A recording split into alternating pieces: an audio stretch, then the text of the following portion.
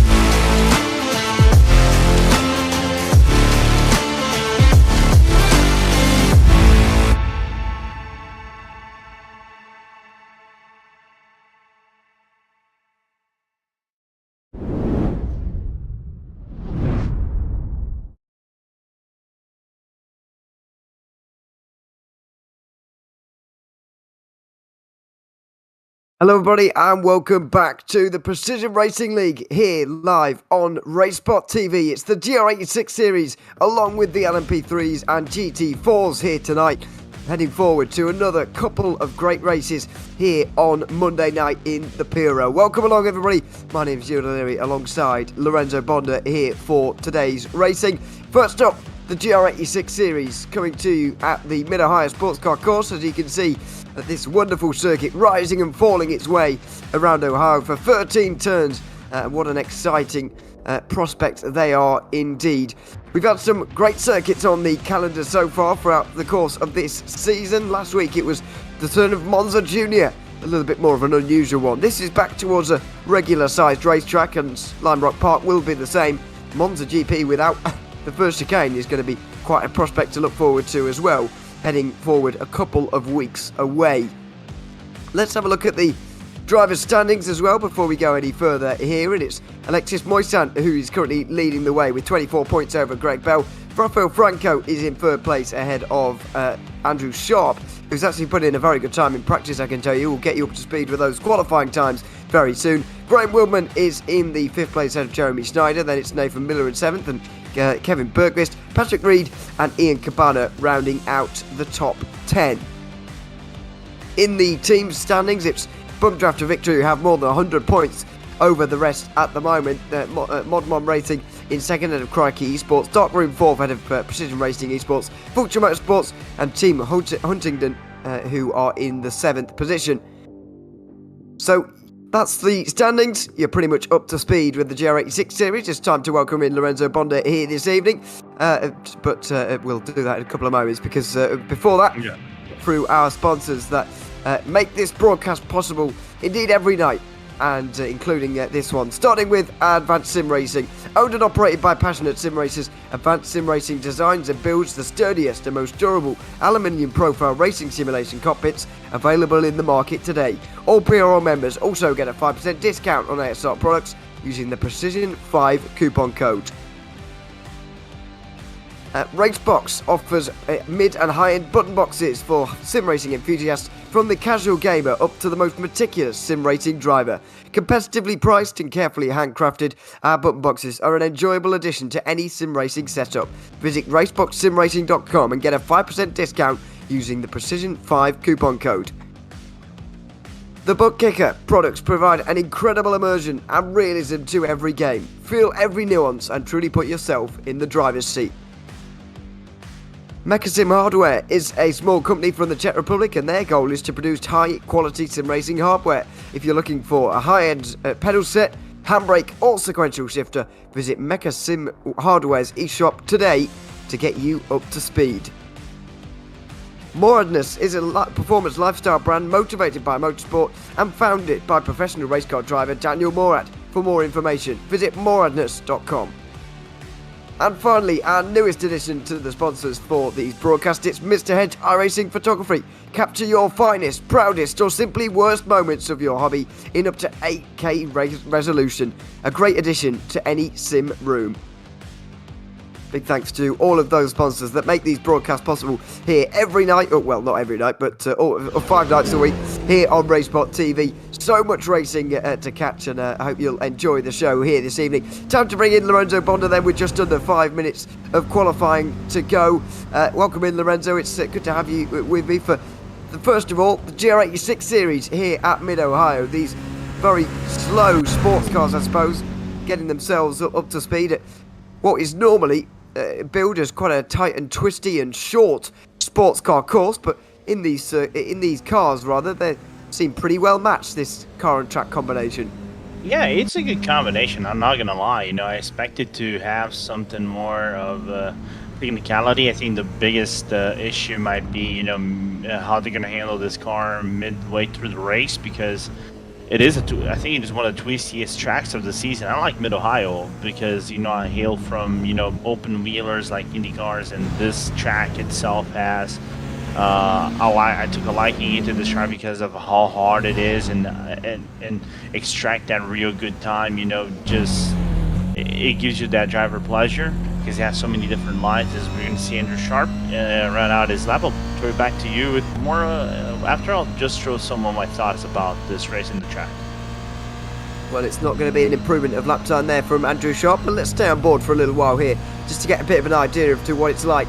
A real throw in towards turn 1 there, and a bit of a clip of the grass on the outside as well, and then a very, very different prospect through to turn 2. It's by no means as committed, but it is just as difficult over the crest of the hill here at the keyhole, and then downhill as you're trying to get the power on, the track just falling away from you, and the grass wanting to invite you on the outside as well before you head down in towards where this track really gets going. After turn 3, which is not really a corner, it's that kink right there.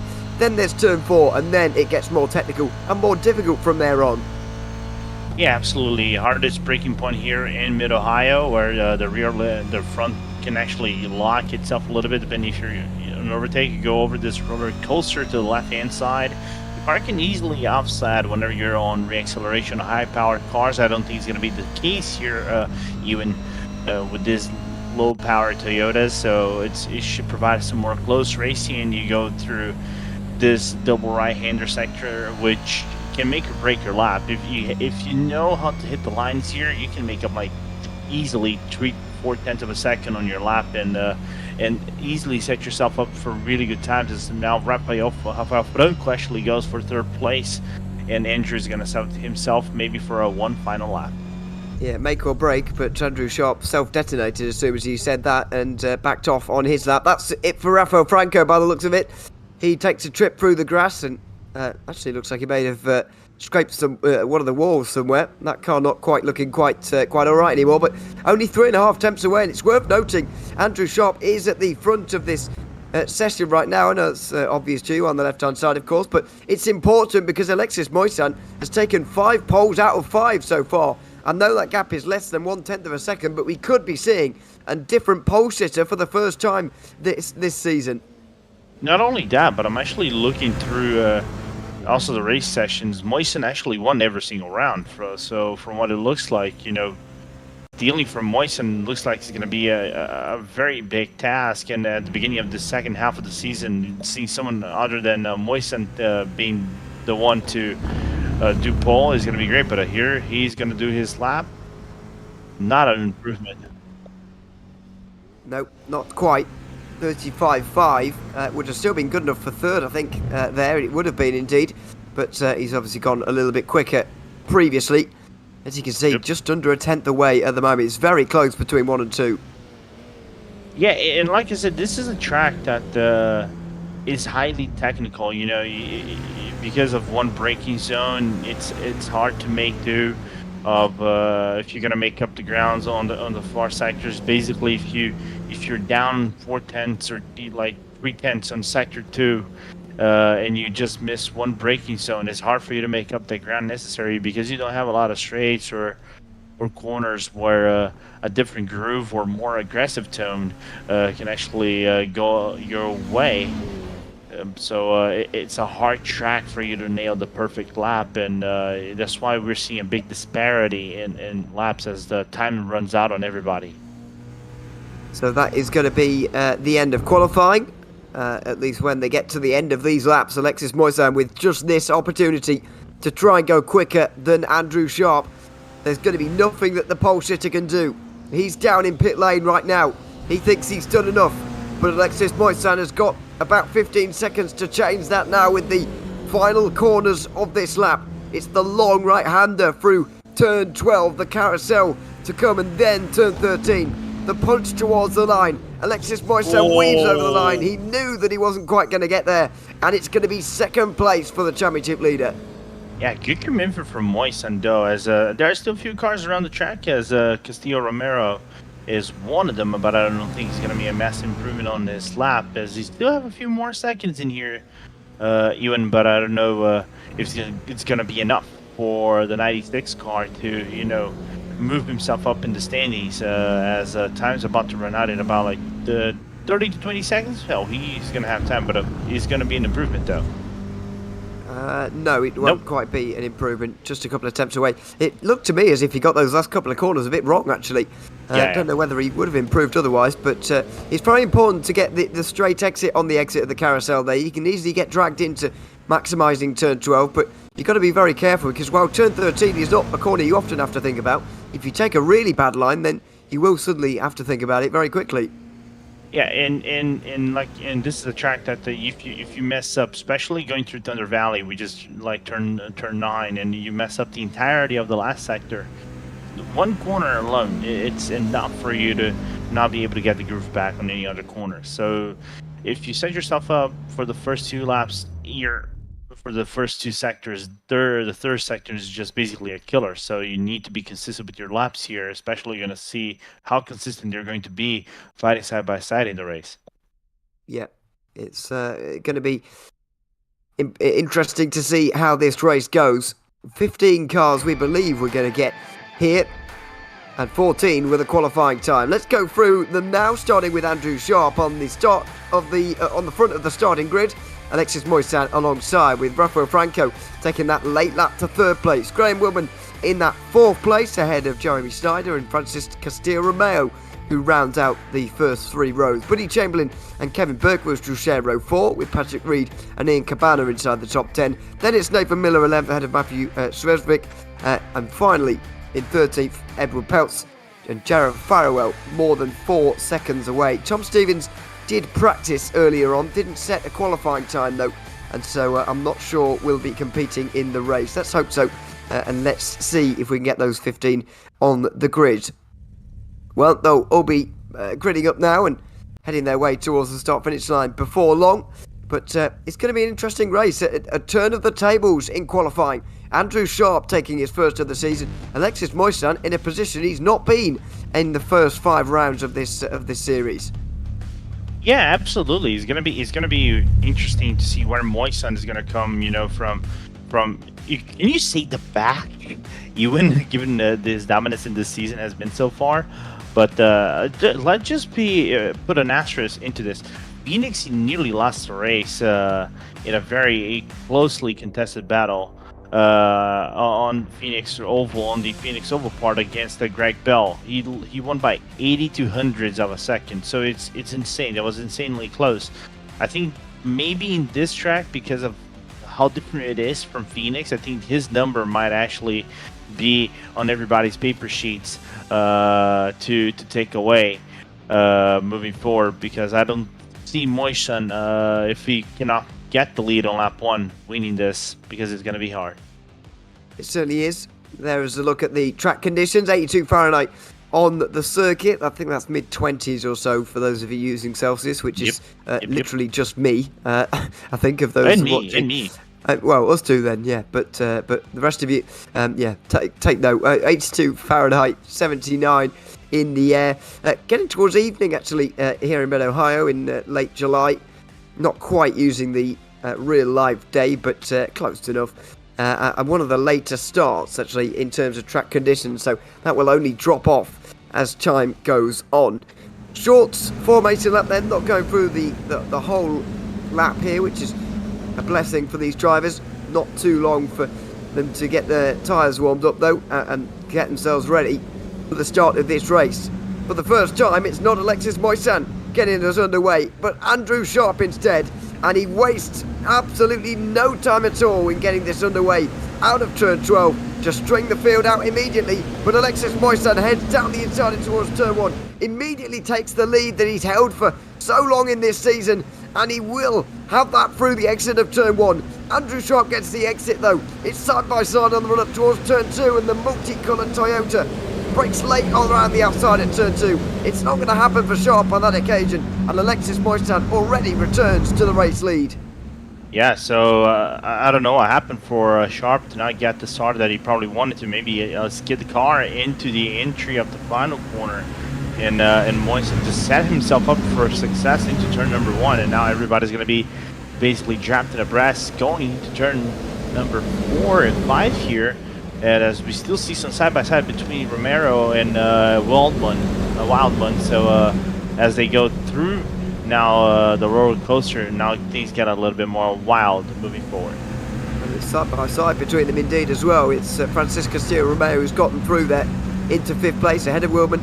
And then there's Buddy Chamberlain and Kevin Bergqvist inside the top 8. Wondering whether we are going to see a bit of a draft train here at this circuit here. We mentioned that this car and track combination is a little bit more well matched to one another. Yep. Is it enough though to get a bit of a draft train forming at the start of this race?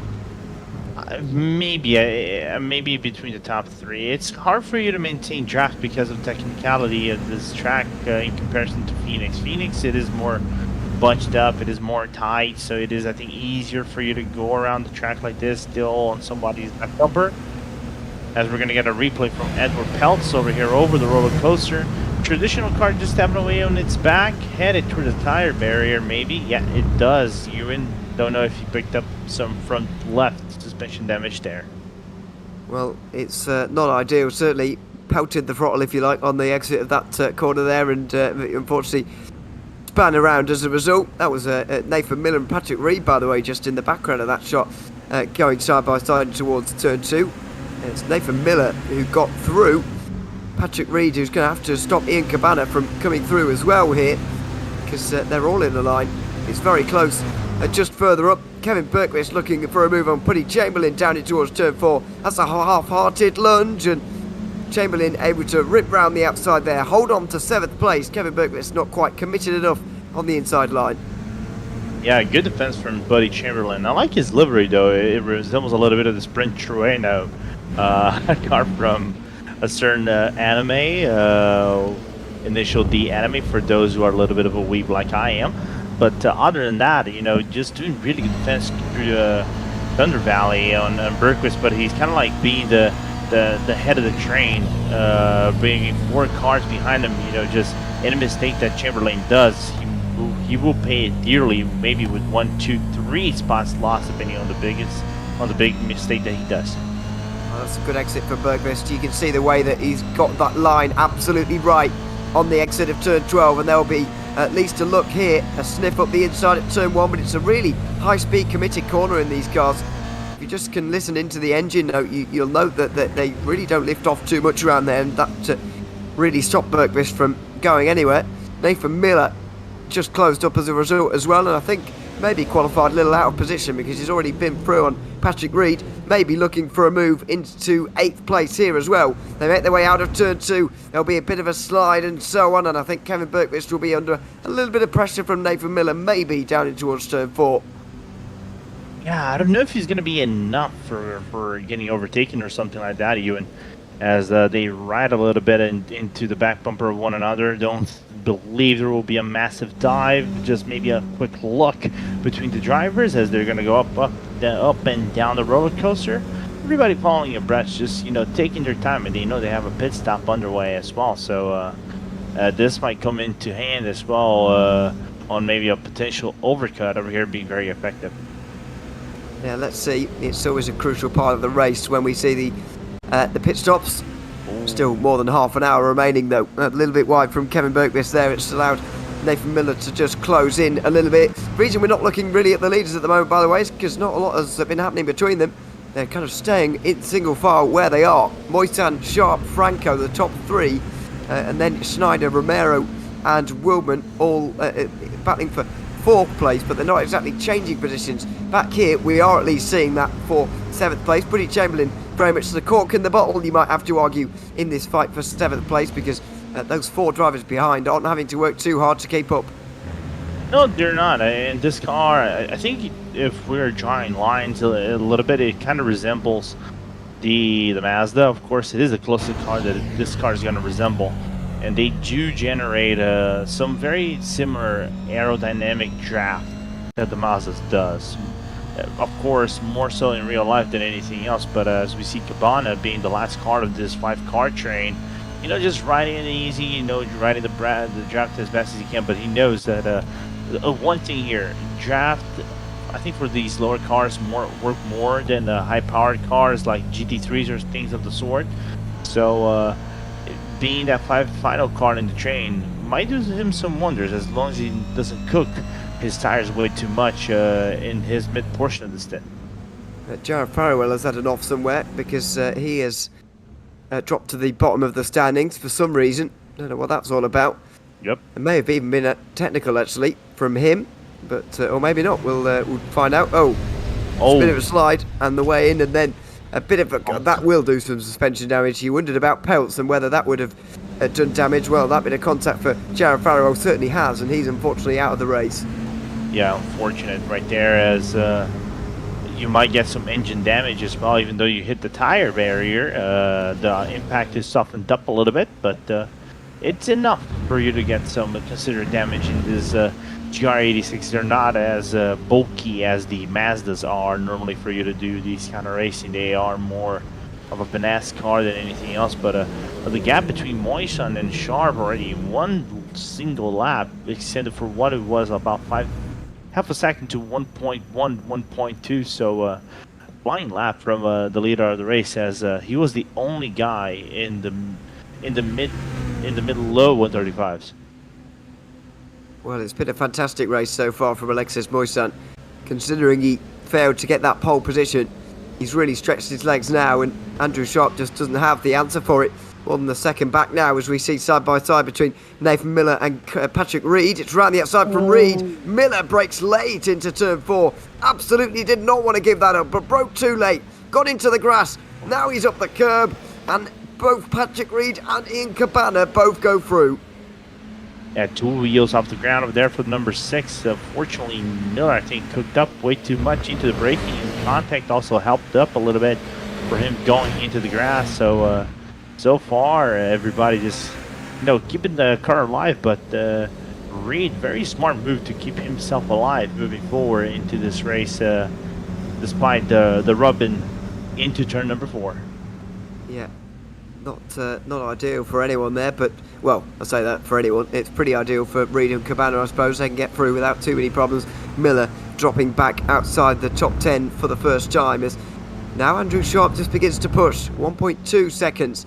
The gap last time came down by about a tenth and a half, and if he can continue to do that, then he'll be back in the slipstream again and maybe close again on Alexis Moisan. But this is going to be a race of going back and forth between these two by the looks of things. It's going to remain very close as we go back and have a look at a replay as to what happened to Nathan Miller here. Just from behind the trees. It was a late braking from Patrick Reed, but Miller sent it into the corner. In the end, it was just a little bit too much. I think he tried to go for lift the car up a little bit and just carry more speed, still stay side by side with the driver. Unfortunately, as we go live into pictures, as now Reed has to defend from Miller, from what it looks like, into the corner. Sorry, not Miller, but Cabana. Miller went deep into the corner then. He's trying to regain that place on Ian Cabana. Went deep for the second lap in a row. And now they battle side by side, not only through turn 5, but through turn 6 as well. He'll have the inside at turn 7. Will that be enough finally to dispatch of Ian Cabana? It certainly will. Nathan Miller's back into the top 10. A good fight between the two of them, as the number 6 car tries to regain some of those losses of the previous lap. Yeah, good fight back from Cabana though against Miller, going around the S's, but the line didn't favor the 774 one bit. You can even see him looking over here on the carousel, Ewan, but carousel is kind of tight for you to make an overtake unless you're side by side, so you have to set yourself up for another lap. Going to turn number 1, you might not get the trap for an overtake here, Ewan, but you're definitely going to be cooking something maybe for an overtake on turn 4. Draft is not everything, but it certainly does help as we go back up to this battle for 4th place. It's been relatively close, but also uneventful so far. Not sure, if I'm honest with you, why Graham Woolman has put Acura on the back of his Toyota. I was going to mention that, but you're not the only one. It's well, there's a good shot of it. Well, who knows what he's doing with that. Some lawyers at Toyota North America are going to call his phone after this race. Yeah, there are all sorts of sponsors going on the side of that one. Slightly more simple for Francis Castillo Romeo in the traditional Precision Racing Esports colours, sponsored by Advanced Sim Racing, of course. On the side, you can see. But this group very much staying where they are. I wonder whether your point earlier about pit stops is kind of what they're waiting for here, because we're close to the halfway mark, and that, of course, means we're also not far. Oh, well, I'll say that, but we're just over 5 minutes away from the halfway mark. But that also means that we're just over 5 minutes, I suppose, from the pit stops really kicking off. Yeah, something like it. It's a car that normally we in officials we don't see long. As now Reed has to defend. Patrick Reed holding on to 9th place from Nathan Miller. Not sure how that overtake came about, but Reed did have to get back on the defensive again there in 9th place. Miller and Cabana very close in behind again, and now Cabana's going to have the good run out of the final turn. He'll look towards the inside through turn 1, which is so committed. This is going to be quite the moment. Side by side between them. Nathan Miller holds on round the outside through turn 1, but they'll remain locked together on the way towards turn 2. Nathan Miller trying to hold on to this 10th place, and he will just after going round the outside of turn 1. That was very impressive indeed. Oh, Cabana outside. Let's see if you can get a run in, but it's hard for you to make an overtake on the outside if you're not completely side by side and you have actually a run in. So good defense from Miller right there. A little bit of a bold move going to turn number 2 right there, but that was enough for him to seal the deal. As now we're looking into the battle for 7th place. Is now Chamberlain fighting himself on the defensive against Bergquist here, Ewan, and now I think Bergquist, since he doesn't have any cars in his back, he doesn't have to be concerned of being overtaken by someone like Reed, Miller, or Cabana moving forward. Yeah, so this is very much an isolated battle now. We saw a big train for 7th place not so long ago, but now it's just the two of them. Buddy Chamberlain hasn't been able to get away from Kevin Bergquist as we suspected he wouldn't, but he is at least holding on to 7th. A little bit wide from Bergquist there, just had to grab another gear. Through the final couple of corners they go, and out onto the straight at the moment. But Buddy Chamberlain has just put a couple of attempts or two into Kevin Bergquist there in that last sequence, and has given himself maybe a lap of safety there. Yeah. And I was just checking the intervals. I thought that was actually the actual lap between the drivers. So I was like, between the leader to the guys in the track. So I was like, how come Sharp and Franco are so close to one together? But then again, I'm losing my mind already. Anyway, a little bit of a separation between Sharp, Franco, and Moisan, even though they're doing very, very similar laps now into this halfway point of the race. Yeah, so we're approaching that point now. It's Andrew Sharp who's driving pretty much alone at the moment, chasing down Lexus Moisan, but also putting time into that battle for 3rd place, which is being currently held by Rafael Franco, who for some reason holds the fastest lap in this race so far. Doesn't happen all too often, but that accolade has been spread between the drivers a little bit more here this season than the wins have, as that was a bit of a moment there on the way towards Thunder Valley. I want to say, because he has the Denso livery, something like that, I want to say the powers of Kale Rovanpera or someone from WRC kind of helped him a little bit going to Thunder Valley and kept the car on the track and still being very fast, going set himself up into Sector 3.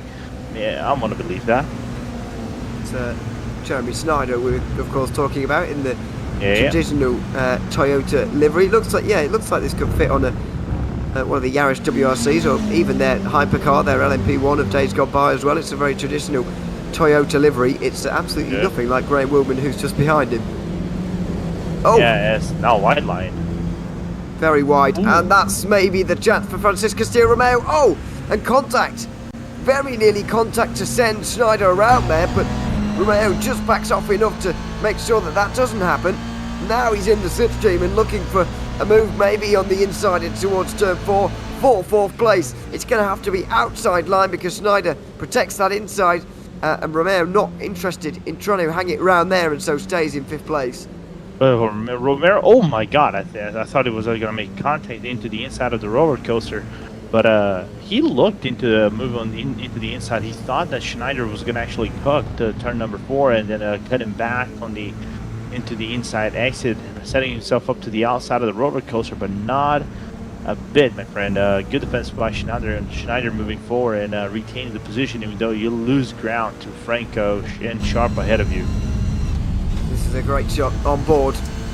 Exactly what Graham Willman will be seeing as he tries to make this move and tries to get involved with Romeo and Schneider. Although on the one hand he will be, but on the other, does he have to get involved here? Will he be thinking about getting involved with the pit stop so close? Does he just stay behind here, save, and hope to jump them in that pit stop phase? No, just wait. You're just wait one more lap. If you don't have to pit stop right now, I think you could go for the move right here on Romero, because he's making a few mistakes. Here we go. I told you, Ewan. Looking on turn number 3. Switch to the inside on the way in towards the keyhole, and that's a good move from Graham Willman, and a great view as well as to on board and just how the distances are judged and quite what they have to go through as they try and make one of these moves. But it's not a good enough run off the corner. Francis Castillo Romeo pulls alongside, and despite the longer run around turn 3, will still be absolutely alongside on the way down towards turn 4. It's going to be entirely locked together through the next sequence as well. This could be a fantastic battle between Willman and Romeo. Outside line for Willman on this occasion, gives him the inside for the next right-hander. Will he be able to see it off there? He will indeed. 5th place for Graham Willman. Oh, and Francis Castillo Romeo just confirms it by going for an incident of his own. Yeah, I don't know. I think just going way too wide just might be rejoin. Oh no! Oh no! Francis Castillo Romeo reversing onto the circuit, onto the racing line, gets smashed into by Buddy Chamberlain, who was leading Kevin Bergquist around. All 3 of them now with damage. Hold up, Ewan, I'm getting a call from 911. Apparently a murder has been reported on the track. Well, oh my goodness. The rejoin police are going to be having an inquiry about that one. I can tell you that right now. Connery Maddock is not going to appreciate that one bit. Not at all, because that wasn't a good rejoin.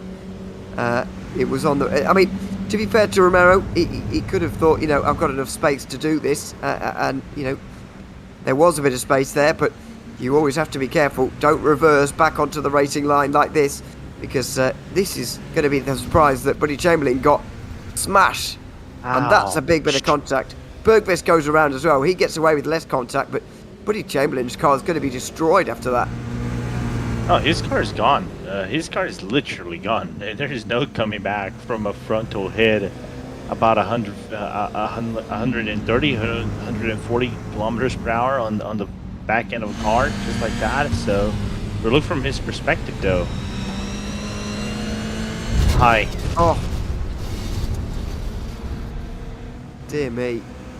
It just keeps rolling, doesn't he? Romero just keeps rolling further and further onto that racing line. There may have been a gap. As Chamberlain first saw the situation, there may have been a gap for him to go down the inside there, but Romero just didn't stop rolling, and in the end, the 2 of them making huge contact, and now there's a big hole in the midfield where they were. Patrick Reed and Nathan Miller have gained so many places in the last few moments as a result of that, and pit stops as well. They're now fighting for 6th place. Yeah, absolutely, and still going in strong, you know, being consistent with their times. The only problem is that they're far behind Woodman, so they're not going to be gaining much ground other than if Goldman and Schneider make a mistake or anybody up in the front making a mistake as well. So I think this is going to be their final position, penny pit stops and all, moving forward into this race. But it's nevertheless still going to be a good battle between two guys that are fighting hard for a position into a busy track like this. Doesn't matter what position they're fighting for, we'll always enjoy seeing it. Nathan Miller looking to the outside here of turn 2, and very late on the brakes as well. Just hope it's not too late and the camber of the turn will just fall away from him a bit there. Oh, he will get a good run. Yeah, great run off the exit of the corner though, and this should be his chance towards turn 4. Yeah, just recover the inside like he is right now. Does he leave an opening? Well, there may have been an opening, but Miller decides to go for the outside anyway, giving him the inside for turn 5. He rips around the right-hander, and that'll put him on the inside for the next. And it's a good pass from Nathan Miller. The 6th car ending up now in 6th place. I think Reed also was very smart to read the room as well. Doesn't want to fight back way too hard. Knows that he's in a very good spot into this race, so he can fight him back later, try to get him into the final laps. Over here in a track like this, only 2 guys fighting abreast, one closer to another. Let me ask you, Ewan, do you rather want to be the hunted or the hunter in this situation, even though you still have about 13 minutes and a half of racing left? I think it's hard to say at this stage when there's still a pit stop to shake out, because you don't know what situation you're going to be in, on which side of that equation you're going to be. Yeah, and let's consider that also Mid-Ohio, depending on how you set yourself up.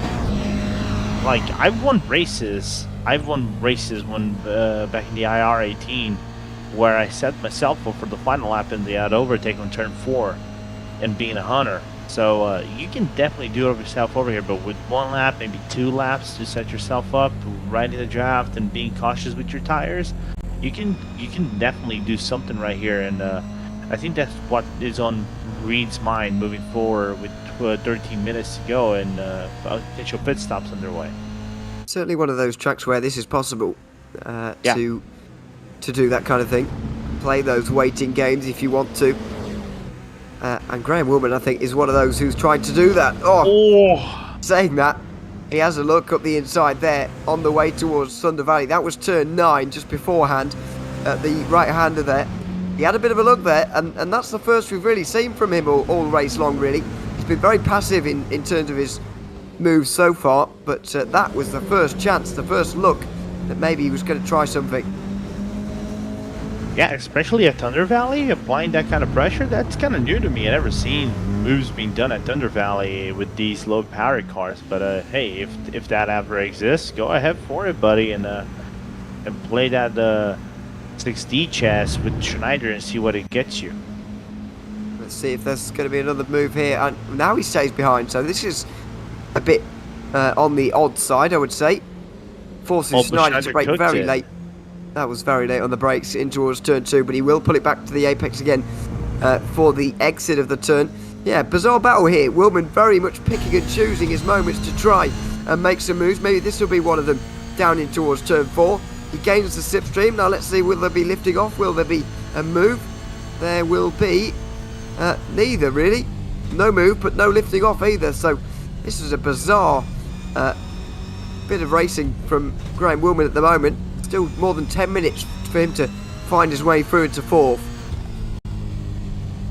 Yeah, biding his patience right here, and more importantly, we even haven't thought this through. Even Sharp's gap to Moisen in these final 11 minutes of the race has the window down to under a second as well. So the number 24 with that DuPont-esque livery is actually catching up to Moisen, so we could have a race on our hands once again for the 2nd time in a row into this championship, where Moisen could actually lose this fight in the line. Over the line, yeah, it's close again for the lead, and I had seen that coming down gradually, but I got to say, I didn't think it would quite get to this. I thought Alexis Moisan was going to hold the gap as he has done pretty much all season long. We haven't seen him challenge quite like this, really. Until, I know Phoenix is maybe an exception, but that circuit also is a bit of an exception in all manners. This race has certainly shown that Alexis Moisan is not having things all his own way. No, not at all. I'm looking at like average gaps that he won. Like average gap for Moisen to anybody behind him, like Greg Bell, Michael Lang. I'm looking at race 3. I think that was Andrew Sharp. Like his average has been about 9 to 10 seconds. So 9 seconds and a half. The only last 2 races he got, like he had to fight against Rafael Franco and also against Greg Bell in the line. So. These might be tracks that he might not be comfortable with driving in the late stages. Well, let's see. 3 drivers out of this race, by the way, with Jarrett Farrell, Bud Chamberlain and Francis Castillo Romeo all not going to be making it to the end here. So 11 still running, and at the front it's Alexis Moisan who's leading for Pump Draft to victory. There you can see him in the final couple of turns, while behind Andrew Sharp tries to close in. 9.5 minutes remaining in this race. Still plenty of laps at this just over 1.5 minutes every single time around. Moisan is going to feel as if this race has been about 10 minutes too long by his liking. Yeah, certainly, as we see Woodman coming in for the pits. So he ducks out from behind Snyder now and pits, and now we're going to have to see the pit stop times. This is something else that Moisan has executed really well on so far this season. The pit stop times and keeping them as low as possible. That will be absolutely key, because as you can see, just less than a second here is the gap between them. Imagine if there's a second or more between them in the pit stops. It's going to have a huge bearing on this battle, whichever way it goes. Yeah, I agree. I think the average time in the stall might be around 7.6 seconds at this point of the race. Cabana went in early, so he went 5 laps earlier than Wildman did, so that's why we're probably going to see less fuel from him. Now moving forward, I think it's going to be 7.6, 7.7, depending how much you save into this race, lift off the gas, things like that. So it's going to be quite interesting that cut time into the pit run entry in the stall itself is going to come out on top. We're going to get gain a massive advantage into the pit lane. So still 8 minutes remaining. Will this be the lap where there are pit stops to be made? Yes, from Moisan and from Sharp as well.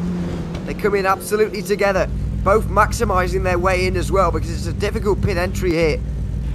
It's always a little bit risky when you are the driver behind to go for that there, because you could clatter into the driver in front of you, but that's not been the problem for any of these drivers, because they're all in.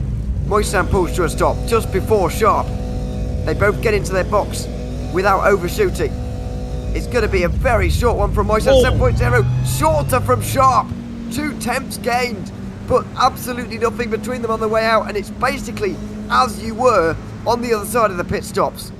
Not only that here, Ewan, but more importantly, I nearly thought that Moisan actually kind of like stalled the car a little bit. I think he was going to gain more ground coming out of the pit lane than Sharp. I think that's what allowed the number 24 to get a little bit closer into the exit of the pit lane. Looking at the pit entry and exit, 26.2 for Moisan, where Sharp was 25.6. So nearly more than a half a second gained on Sharp just on the pit on the pit run itself alone. But something might have happened on the 24 for him to lose that ground again as well.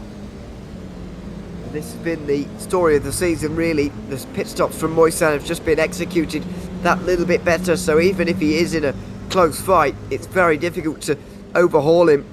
There'll be 4 laps to go probably at the line. I don't see it being just the 3, so 4 remaining, and this is the closest battle by quite some distance in this race. Now, can Andrew Sharp catch up?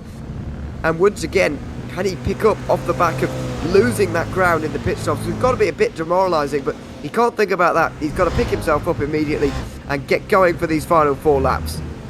Yeah, but not only that, he needs to basically drive himself like a madman every single lap moving forward, and the gap has to come down consistently by 0.2 of a second. The question is, can Sharp do it? I don't think he can, given the ground that he has to make up in a technical track like this against our consistent guys. So for like Moisan, so expect 6 out of 6 from Moisan, and me being shut up with wrong predictions.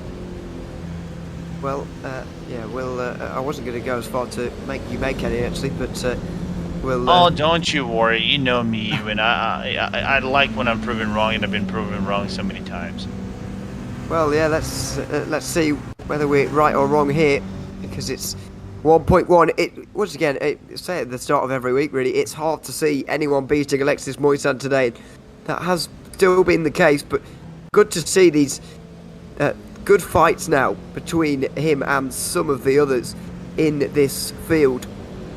As we mentioned 1 week ago, Greg Bell and Jeremy Snyder were within a second of Moisan at the end of the Monza race last time out. It was less than a second at Phoenix as well, for example. Moisan has had challenges over the course of the season, but today this is a real big one at Mid-Ohio. And speaking of Jeremy Snyder, by the way, he's plummeting through the order, down to 10th place now, and continues to drop further. That's being the underfield. Be quite a catastrophic underfueling, I would argue, for it to be explained by that, and we will have our answer now. Can tell you that it's not underfueling. It's out of turn 12 and 13, and I mentioned earlier on that 13 is not really a corner, but also if you get things wrong enough, then it will become a corner very quickly. Yeah, unfortunately, basically, he's destroyed his car. Tire basically coming into the final 2 corners after the carousel, and that final corner, I think he caught a little bit of grass going into his rears, going to the final corner, so that's what aided him going to the wall, punch it in for that number 67. A very, very sad late race incident that moved what was P4 in this race all the way to the back. Out of the very same corner for Ian Cabana in his quest to stay in front of Nathan Miller. This will be 3 laps to go for these drivers. Miller looking at the inside, but not the most ideal line. You've got to be very careful when you're going through turn 1 there, of course, because pit entry is very much to the left-hand side there. There's not really grass or a wall or anything to stop you from cutting, but you do have to make sure that you're on the right-hand side, both in literal sense and metaphorical as well, of that curb. Nathan Miller, though, getting a wonderful exit off of turn 2, and this should be 5th place for him. Unless that Cabana can actually pull something out of his into this hat of tricks, but I don't think he's going to be able to. So the 774 is going to be back, I guess, number 6 for a few laps. But what a job from Cabana, you know, undercut worked like a charm for him. When he actually was the first car coming into the pit lane when the cycle started. Well, was that a bit of racecraft, I suppose, a bit of mind games from Ian Cabana in that he wants to be second going on to the final lap? Does he believe that he's got a better chance of taking that 5th place if Nathan Miller leads heading into the final 2 minutes? That's a possibility, you know, like I said before. Is that thing of being a hunter and the hunted on Mid-Ohio. So if you get your lines right, you know how to set up the car using the draft as your best friend, you can basically go for 2 laps with full contest mode and not be worried with anything behind you.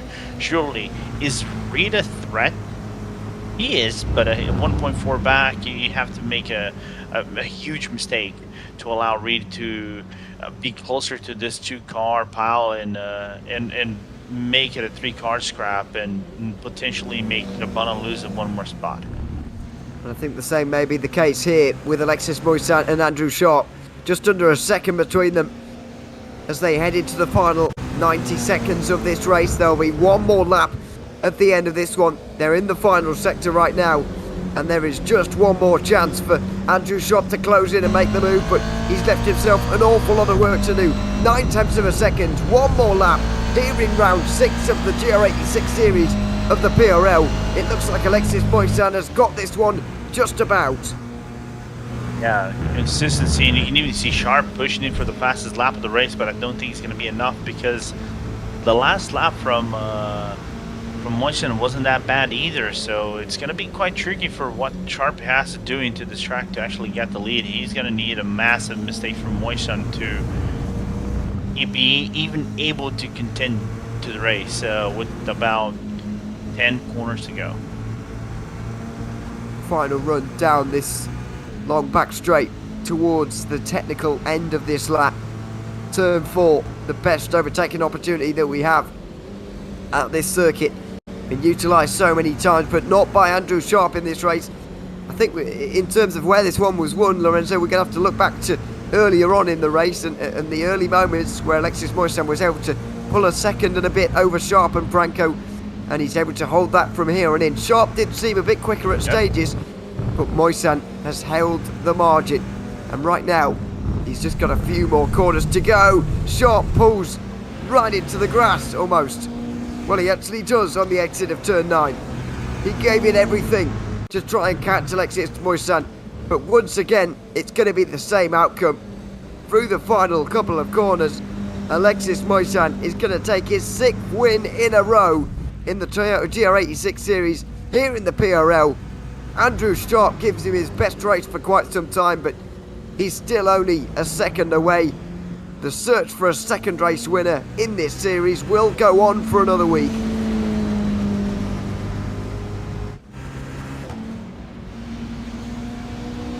Rafael Franco will finish 3rd ahead of Graham Willman, and then we've got this battle for 5th place as well, which looks like Nathan Miller will hold on to this top 5.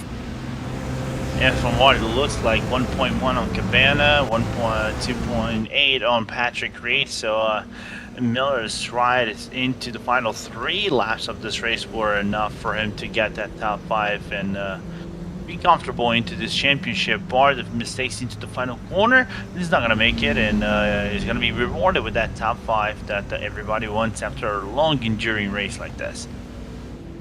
So Miller just in front of Cabana, then Reed not too far away, and the final few drivers to come over the line as well. Edward Peltz and Jeremy Schneider will be classified, but as you can see there, a couple of laps down next to their name. There's Matthew Suzik, not able to see a lot of him today, but he finishes inside the top 10. Well, that's it for race 1 of the evening. Make sure you stay with us. The LMP3s and GT4s are coming up next, but Alexis Moisan takes the first win of the day. Andrew Sharp pushed him all the way to the end though. Rafael Franco finished 3rd ahead of Graham Woolman and Nathan Miller. Ian Cabana couldn't quite get to that top 5, and neither could Patrick Reed. Kevin Bergquist finished 8th place pretty much on his own ahead of Matthew Sursvik. Then it was Edward Peltz 1 lap down. We had Jeremy Snyder 4 laps down in the end. Woody Chamberlain, Francis Castillo-Romero, Jared Farwell and Tom Stevens all many more laps down. Well, that just about does it for the first race of the evening. Let's chat to a couple of these drivers now afterwards, starting with Andrew Sharp, who is now with us. Andrew, welcome in. Good to have you with us. Just over a second is the margin at the end. Close once again, but Alexis Moisan was able to hold you off once again. Just tell us about those final few laps there as you were trying to chase him down. Oh, it's so frustrating. I thought I would gain like a couple tenths in the pits and just had a slightly worse exit, and so I fell right out of that second gap that I needed to kind of close in, and that kind of decided how it ended there. But it was close the whole night, just too many mistakes. And speaking of which, I'm not saying it was a mistake, but what about early on in this race? I mean, you had a great battle on the opening lap with Alexis there, and eventually he did get away a little bit. What was the key moment in the race, you say, where Alexis got away for good and you could no longer catch him anymore? Got the left front tire on the yellow curb on turn 1, and then I also had a terrible start. I just almost spun it at the start. So not enough practice from being on pole, but cool to get pole tonight. Now I just gotta actually finish the job. I think, yeah, you could be excused that since Alexis Moisan has taken all of the poles before tonight. So, yeah, you know, it's good to see that record at least has been broken a little bit, but still the wins go on for Moisan. Where do you think this win for you is going to come, Andrew, if it is going to be anywhere? I know it's a difficult challenge to topple Moisan, but if there is one track on the calendar that you think you can do it, where would that be? I'm not the biggest fan of Lime Rock, but I know competition is probably going to be close there, so next week should be interesting. I think we've gotten rid of some of the weird tracks out of the schedule, so the rest can kind of be a little bit more focused around racecraft and pace. So we'll just hopefully have to see how it goes, but hoping that Lime Rock can keep him this close. That would be fun. Certainly would. Andrew, we look forward to seeing you again next week, of course, but for now we'll let you go. Congratulations on P2. Thanks, guys. Thanks very much. Andrew Sharp there, second place here today, just in front of Rafael Franco, who joins us now as well from third place. Welcome in, Rafael. Good to have you with us as well. Third place for you today after holding the fastest lap for quite some time as well. Couldn't quite stay with the two leaders. How was your race overall? Hello, good evening, guys. Can you hear me well this time? Yes, we can. All right, cool. Yeah, kind of a lonely race, and nothing much I could do to keep up with the front guys. They are just aliens, so yeah, I didn't practice much. Actually, nearly didn't practice at all for this track, and I really didn't know it well. I think I never raced here before, so yeah, considering all, it was a great result, and I really didn't know I had the fastest lap. Yeah, that's cool. So thanks guys again, and congratulations to Alexis. Well, I think unfortunately you might have had it stolen away from me on the second last lap also, but you did have it for a very long time in that race. The fastest lap, so we'll have to see post-race as to where that went in the end.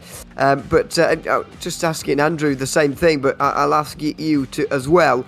If there's anywhere you think you can beat Alexis Moisan and stop him from winning one of these remaining races, where do you think that's going to be, if you think it's possible at all? Maybe if I try and find someone to cut his power from his PC, maybe. I don't know, maybe that's the only way. Yeah, it's quite hard. Last race I actually did practice a lot, and I thought I was going to be there with him, and actually it ended up being the worst result. So yeah, in this one I wasn't expecting anything at all, and it ended up being a good result, but a good result and a great result that would be beating Alexis. That's quite a far gap. So yeah, quite hard. Maybe one. Actually, I did beat him once in one of the officials, so that means it's possible. But yeah, quite hard. Exactly. Rafael, thanks for coming to join us once again, and we look forward to seeing you next week. Thanks, guys. Thanks very much, Rafael Franco there on the podium again here in the GR86 series. And finally, we can bring in Graham Woolman as well. Welcome in, Graham. Good to have you here as well tonight. You were involved in a few battles throughout, but in the end, you only had to skip by some incidents and accidents along the way. Ended up in 4th place. How would you assess that result? I say for my first time out on that track, it was pretty much according to plan there. Yeah, absolutely. I mean, it's not an easy circuit to get used to. We're just getting a glimpse of the back of your car, by the way, which says Acura on it, famously, which is not what this car is. Have you got any explanation for that particularly? You just gotta pull for the sponsors, you know. It's a Toyota series, but Acura's giving me the big bucks. So we'll just plaster that on the back anyway. That's absolutely fine. So fair enough for that. In terms of the coming weeks here, what can we expect from you? Can we expect to see you maybe on the podium in one of the remaining 4 rounds that we have still remaining of this series? I think it's a matter of time at this point. Lime Rock's a personal favorite of mine, so if I had to put my money on it, that's my best shot. The rest of them I'm feeling pretty good as well. Getting out of the stuff I'm not used to, so I'm excited to see what the rest of the season brings. Exactly, Lime Rock coming up very soon, so we look forward to that. Graham, thanks for joining us once again, and congratulations on P4. Thanks, fellas. Have a good one. Thanks very much. Graham Wilmer there in his usual style, not too serious about the goings on here for him, but there we are. P4 for him today. Lorenzo, a decent race actually for the top guys, especially Alexis Moisan and Andrew Sharp. In the end, separated by a very small margin, and it was a good race. It had us on the edge of our seat to the very end, and very soon we'll be turning it up a notch a little bit with the speed in our second race of the evening. No, yeah, absolutely. But I like that the competition is creeping closer towards Alexis in this championship. You know, Brucey is the top dog over here, but nevertheless, the drivers are practicing, putting in laps, they're putting in the pace. So I expect that that domination from Alexis, the 6 out of 6, the 7 out of 7, maybe next week is not gonna come or something like that. So this the domination, I think, is going to be coming to an end this 100%. So looking forward to see. And you kind of see me from a Brazilian interview. So I was going to say a little bit of a weird interviewing in English, but thank you. But now we can move forward with LMP3s and GT4s. Absolutely. Let's do just that then with a start look at the calendar. It's the Jerez circuit we're at here today, which has been used in pretty much every series ever over the course of the last 12 weeks, or whenever it was added. Road America coming up after that, and then Willow Springs, which is another new circuit. Looking forward to seeing that, actually. VIR again, which I've got bad memories of now after a couple of weeks ago. Won't talk about that. Aragon to VR finale as well. Really quite a few new circuits, actually, in the final half of the season, but luckily, participation numbers as brilliant as ever in this series. It's helped to produce standings like these in the GT4s. It's Conor Wagner who currently leads ahead of Justin Rem. Austin Wilkins is in third at the moment ahead of Miguel Ruiz. Alex de Almeida is in fifth ahead of Nathan Deering. Then William Brennan, Nicholas Schwartz, Jared DePlue and Doug Evans rounding up the top 10 there. We'll go for the GT4 teams first. Delta Sport leading by about 49 points ahead of Waterback Racing. Then it's Hyperion Racing GT4, KJ Simsport, Blue Macquarie Sport, E-Motorsport, I should say, inside the top 5. Morinus M Squad Black, we're in 6th place at a Big Fast Racing and J Racing. Forward Momentum Racing 9th ahead of Aerokinetics in 10th place. Then it's the LMP3 teams individual drivers standings, I should say. Wayne Castile leading here by only 16 points. Is getting close with Alec Bergstrom and Mariano Barrios. Walker Caton has a bit more work to do, but not quite as much as Jake Haskell, who really is a few more points back in 5th. Then it's Joshua Chinsky and Adam Brockway. Bradley Holly's 8th ahead of Vincent Generou and Austin Lawrence rounding out the top 10. With the teams looking like Morinus M Squad Purple in the front. Not far in front of Walking Pace Racing, who have been going at a pace quite a bit faster than that so far. Broken UI Racing, 3rd ahead of Waterback Racing. Then it's Evolved Simsports in the top 5. Precision Racing Esports 6th ahead of YS Simsport.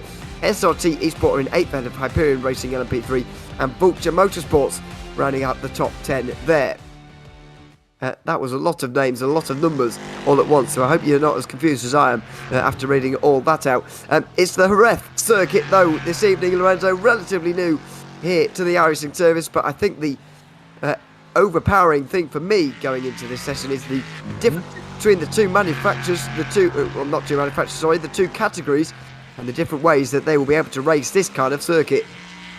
Yeah, I'm really looking forward to see how the GT4s are going to go around this track. We expect LMP3 to take kind of like more of a mixed GT3 LMP2-esque approach, you know, just going to blistering speeds through the corners with GT3 speeds. So it's going to, you might have 1, maybe 2 lines cooked in, maybe on the first sector for those cars, but GT4s are going to more be lined in terms of track positions and things like that, and fighting towards the back end of the track itself. As it's going to be quite interesting how the track position for LMP3 would pan out, as Adam Brockway so far being the top dog into the standings so far. I think these high-speed corners as well are going to mean that the gap between the two classes will be quite significant. More than 12 seconds, in fact. Conor Wagner with the current best time, but I haven't seen Justin Brim set his time just yet. He is here, by the way,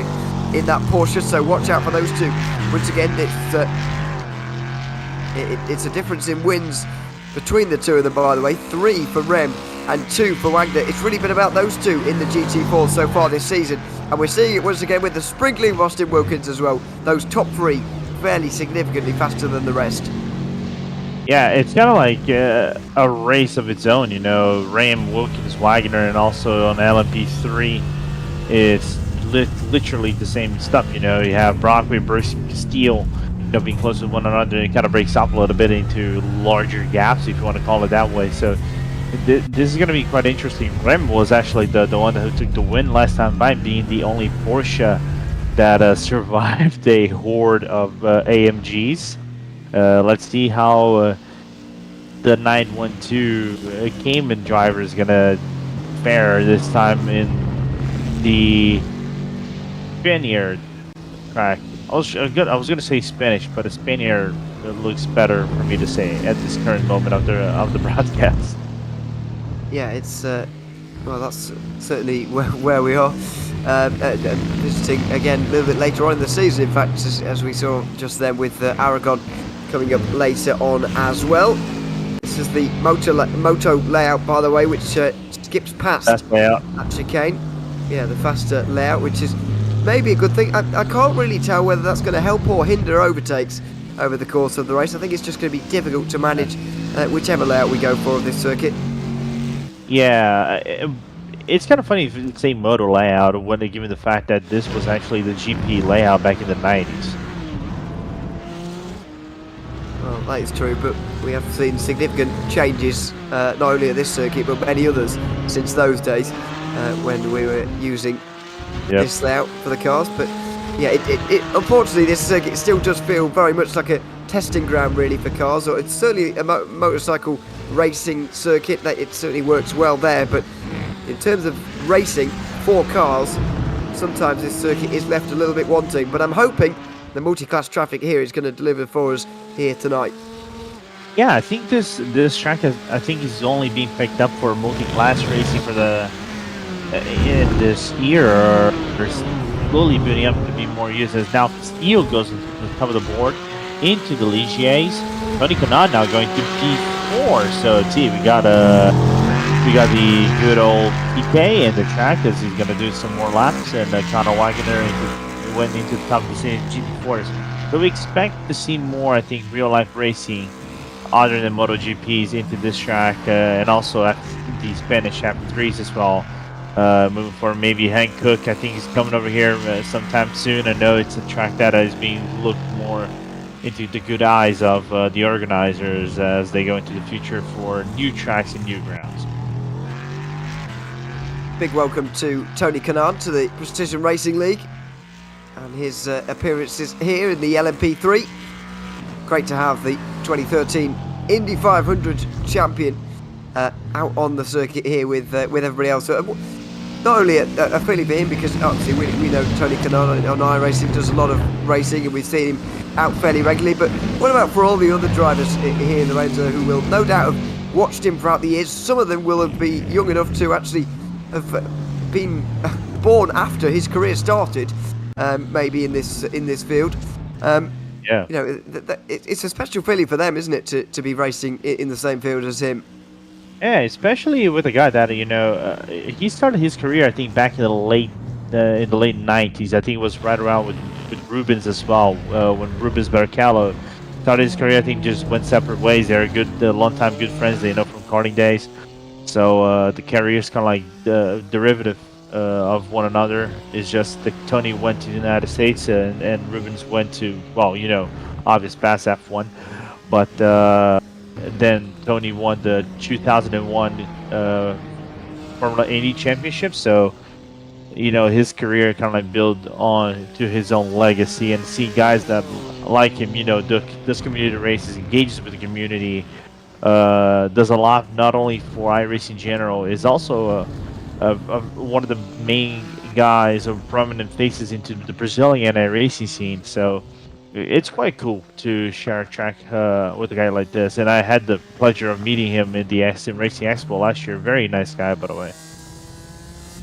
Great to see him out there at the moment and putting Wayne Castille's lap of a 31.7 into context at the moment. He's just ahead of Adam Brockway, then Alec Bergstrom and Tony Kanaan, who's in 4th place at the moment. On board with Douglas Curry in the BMW. He makes his way up towards the final sector right now as well. This is very much coming towards the end of the session now. Justin Rame still leading and will likely hold on at the moment. The best of the BMWs is Travis Chapman, who's in 11th place. And surely the accolade of best BMW would be one that Douglas Curry might like to achieve here in the final seconds of qualifying. He stays to the right hand side just to shorten that distance as much as possible. It's going to be a 45.8 from him. I'm afraid nearly 2 seconds away from pole. And 16th place for Douglas Curry. So Travis Chapman will hold the best BMW from that qualifying session. Yeah, I'm wondering if something happened to him. And this is going to be interesting for me. This approach, as we see Mark Kalen's car just taking a wrong approach into the pit lane. I think time run out on everybody. And how they're going to take that during the race. Well, there's a big grid to go through, so let's get on with it, shall we? Wayne Castile and Adam Brockway on the front together, with Alec Bergstrom starting directly behind his teammate, directly alongside Tony Kanaan. David Duino will be with Floyd Kerr on row 3, and then it'll be Ozzy Milwade and Andrew Hardman and Joey Haynes, 3 Evolve SimSports cars inside the top 10, with even Tavitas rounding out that position. Jake Haskell and Ryan Reeves will share row 6, and then it will be Joshua Chinsky and Walker Cater on the row behind. Darren Horvath and Mariano Barrios will be on row 8, and Afonso Generu and Michael Tarafino. And then the top 20, Eri Rexoy and Ryan Kings. Bradley Holly and Derian Roy more than 2 seconds away for 21st, 22nd. Then Mark Kalin. Eric Harman didn't get a lap in there. Is 24th, not here in the LMP3s. The GT4s will see Justin Ram lead them off ahead of Austin Wilkins and Conor Wagner. Then a bit of a gap back to Iron Creates. John Duong will be in 5th place ahead of Nathan Deering. 7th place will be Nicholas Johnson, who joins Nicholas Schwartz on row 4. Miles Brown and Turner Scroll round out the top 10, with Travis Chapman and Jeff Evans on row 6 just behind that. William Brennan and Kyle Bishop will be on row 7 ahead of Ryan Kerr and Douglas Curry. Scott Angelo and Jeffrey Seabock are on the 9th row ahead of Doug Evans and Will Jennings, rounding up the 20 cars there. It's going to feel very busy, Lorenzo. More than 40 out there on the circuit all at once, at a circuit that doesn't see very much multi-class racing at all. Yeah, not at all. We're going to be looking at a very interesting race. So I'm looking forward to see how lap 1 will pan out for the LMP3s, especially. We're not going to look too much into GT4s. I think this is going to be more like into the top 3 we should be looking. But other than that, I want to see how these LMP3 cars are going to, divide the track and in the corners itself, and how they will break off maybe after lap 1 or 2 or 3 in terms of, gaping distances. Well, what do we think about lap traffic around here then, and how it's going to play out? Because we've seen some difficult circuits throughout the season so far. Particularly remember Canadian Tire Motorsport Park being a difficult one. Wayne Castile had his own problems there, and so on. So did many others. Are there any particular pinch points we're looking at this circuit, or are we just going to say, this entire circuit, all of the corners, all of the lack of room for error around here is going to create one big, difficult race for everybody? Ooh, good question. I don't think it's going to provide as many difficult conditions as we look into the track conditions themselves. The very cool track, and we're going into the break off the night here even.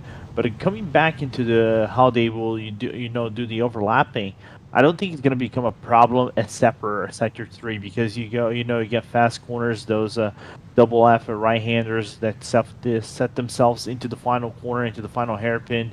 I think they're going to be the most dangerous spots for overlapping cars. So if you ever get to that spot, I think that's where it's going to be the most hold your breath moment than anything else into this race. Other than that, the first 2 sectors are more mild if you want to do any overlapping itself on the LMP3s on GT4s. Well, another half lap to go until we get this race underway. Wayne Castile and Adam Brockway will be from the front row together ahead of Alec Bergstrom, and then Tony Kanaan on the second row. A huge queue of LMP3s first of all, and then the GT4s coming just after that. Wonder whether Conor Wagner will be a little bit worried about Justin Rehm now after the last couple of rounds. Rehm has now got 3 wins to Wagner's just 2. The gap not big between them in the championship at the moment. That Porsche looks stronger at this stage after just having seen qualifying than the Wagner-driven Mercedes. But of course, that is based on, of course, that 10-minute qualifying session, which may not mean a whole lot by the end of this race.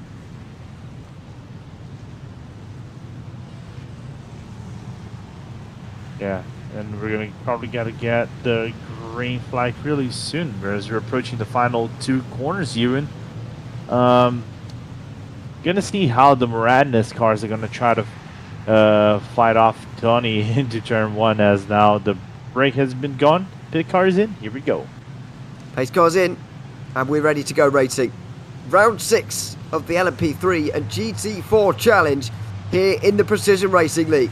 Wayne Castile and Alan Brockway on the front together, and it's not quite as long as of a hold. The field very bunched up as we get things underway. The GT4's not too far behind either. Wayne Castile will take the outside line towards turn 1, he'll take the lead as well. Tony Kanaan was side by side there by the looks of things with Alec Bergstrom for third place. There was a lock-up further up. There was nobody going around. Thankfully, that was all completed very, very nicely. It's a clean start from the LMP3s. It's a clean start at the front of the GT4s as well. Yeah, I'm looking. Who's that? Maybe David Duino that I had a massive lock, but here we go. Some missing early on. Marius and Terrafino have both been in the wall, unfortunately. Thankfully, they got out of the way before the GT4s had to avoid anyone there, but that's the reason why normally there's a bigger split between the 2 classes, because if one has issues, then the others will get caught up in it as everybody locks up in towards the hairpin and goes off. That was Tony Kanaan who just got things wrong on the cold tyres of this opening lap. Yeah, that's what I kind of feared a little bit, going to the braking spots and heavy braking spots, and how the car will perform under these circumstances, given the fact that they don't have any ABS moving forward, as now a few moves up and down in the middle of the GT4 field. But other than that, Castile, Brockway, Bergstrom already breaking away into that Moradness 1, 2, 3 from what it looks like. What a start it's been for Castile and Brockway to just prize themselves away from the rest. More lockups down towards the hairpin here. Again, from what it looks like. We speak a lot about problems on the brakes for prototypes, but these LMP3s seem to have the problem of front locking and just kicking up loads of smoke for those behind. That is the main thing we've seen so far in this race, but we see it very, very often in this car. Oh, and meanwhile, Tony moving up 1 spot. But yeah, these cars are very sensitive towards braking into the first 2 laps, where the braking performance is also really good, and it takes a little while for it to kick in. The car itself, as now we see also Miles Brown moving into 6th place. So you have to have a little bit of a more, not a flat foot, but more of a steady foot whenever you're doing the braking, so you don't get yourself into early trouble. You certainly do, especially on those cold tyres at the start of this race, and it is fairly cool out there at the moment. Tyres normally a bit of a consideration around Jerez, but going off due to the high-low turns, but not going to be the case here in these temperatures. This is the spin then. It's just a solo incident really. Wow, that's very bizarre. 2 solo incidents turning into 1 there. Yeah, that's the new Olympic mode, synchronized spinning. Yeah, that's... Oh dear, we got another one. Walker Caton is involved. Ethan Taratas is again. And there, off the road, is the 74. That will be Vincent Generou, who just gets going again. Thankfully, the GT4s are now far enough away to avoid this. And there they are. Rim and Wagner, thankfully, haven't had to negotiate that. But this is now becoming a problem as some of the LMP3s who have had spins having to work their way back through the order again. Yeah, like I said before, you're coming into the most dangerous portion of the track. These double right-handers, can offset the car a little bit and give you some dirty air going to the corners. And how do you take the hairpin? This might be the first example we see the entirety of this race so far. Outside for Barrios, at least, he does it cleanly. The added grip for the LMP3s mean that it's possible, as we have a look at Travis Chapman here down the inside of one of the Mercedes and gets oh no, squeezed into there a little bit really on the exit of the hairpin. I'm kind of sad he hit the RaceSpot car, even though it's on wrong colors. Oh yeah, that would be why, because the colours are all wrong for RaceSpot. Oh, that's the spin for Walker Caton and Ethan Tavatas, who both went into the gravel there in quite spectacular fashion. This was a real big snap as well, and just shows you what on a knife edge these cars actually are. Yeah, on cold tires, they took a while to settle in, so you have to be, you know, very sensitive with throttle input. But other than that, a little bit of a trouble in the back here, Ewan. They want to give us a heart attack early on. Well, this is LMP3 and GT4 challenge for you. This happens very, very often indeed. These kind of dramatic starts. And just wait until the traffic starts as well. We're only sort of 5 minutes into this race. Once the traffic starts, goodness knows what's going to happen in this race, because there's more than 40 of them out there on the circuit. And already we've had Michael Ciarafino out of the race. Goodness knows how many will be out of the race after the first pass through traffic. Yeah, and I'm noticing from like some of the LMP3s, this is not a track favorite for these cars, so they're gonna maybe take a little bit of a, you know, 2 to 3 laps to settle in with the tires, as Castile does the fastest lap. So we should be expecting more patience out of these LMP3s whenever the tire, you know, heat sinks in. That's a massive dive on the inside. It's a big dive then from Tony Stroll for 7th place. They're the leaders, by the way, on the bottom right-hand side of your screen. But this is the battle for 7th place. Nathan Deering is the one who's held on from Tony Stroll there after a big dive, and so he's going to do another one. This time in towards turn 1. That was more decisive and more aggressive, though, as well. And there was contact with another Mercedes behind. I think who might have been that? I think that was maybe Johnson that was trying to go on the inside and lost a few spots right there. Or Schwartz maybe as well. I think so. It's just a case of being caught in the wrong place at the wrong time a little bit there. Yeah, definitely. Yeah, just spinning to the inside. Oh, and another spin. One of the LMP3s, Darian Roy, is the one who's gone off. I think for Precision Racing Esports, it is indeed the 22. That corner down there proving to be very, very difficult. It's the, as you say, the double right-handers at turn 9 and 10. This is the first one at turn 9, and it's another driver going around and actually into the wall for Darian Roy. Yeah, didn't lose the rear end, the rear wing of his car. Otherwise, that would have been a long day. Well, I think he's... Oh my God! Yes, this is side by side. A little bit further behind as Devin Horvath tries to make his way through into 10th place now, with Jake Haskell holding on to that at the moment, and Tony Kanaan joining them both as well in the background, looking to regain that top 10 again after having a little bit of an incident on the opening lap that's dropped him way down the order into 12th place. Now he's looking to get back into the top 10 at least. Yeah, definitely, and Tony has that pace in the car. Let's see if his tires already settled in, so he can make some moves. But that rejoin from Haskell into the track into the end of sector 1, a little bit sketchy in my opinion, but they got away with it. Now then, the real race begins, because we're in traffic for the first time. LMP3 is having to deal with this, and because of the speed with which they take the opening corners, or well, all of the corners really around this circuit, the downforce that they have, they're approaching some of these GT4s at alarming speed at some points on this circuit.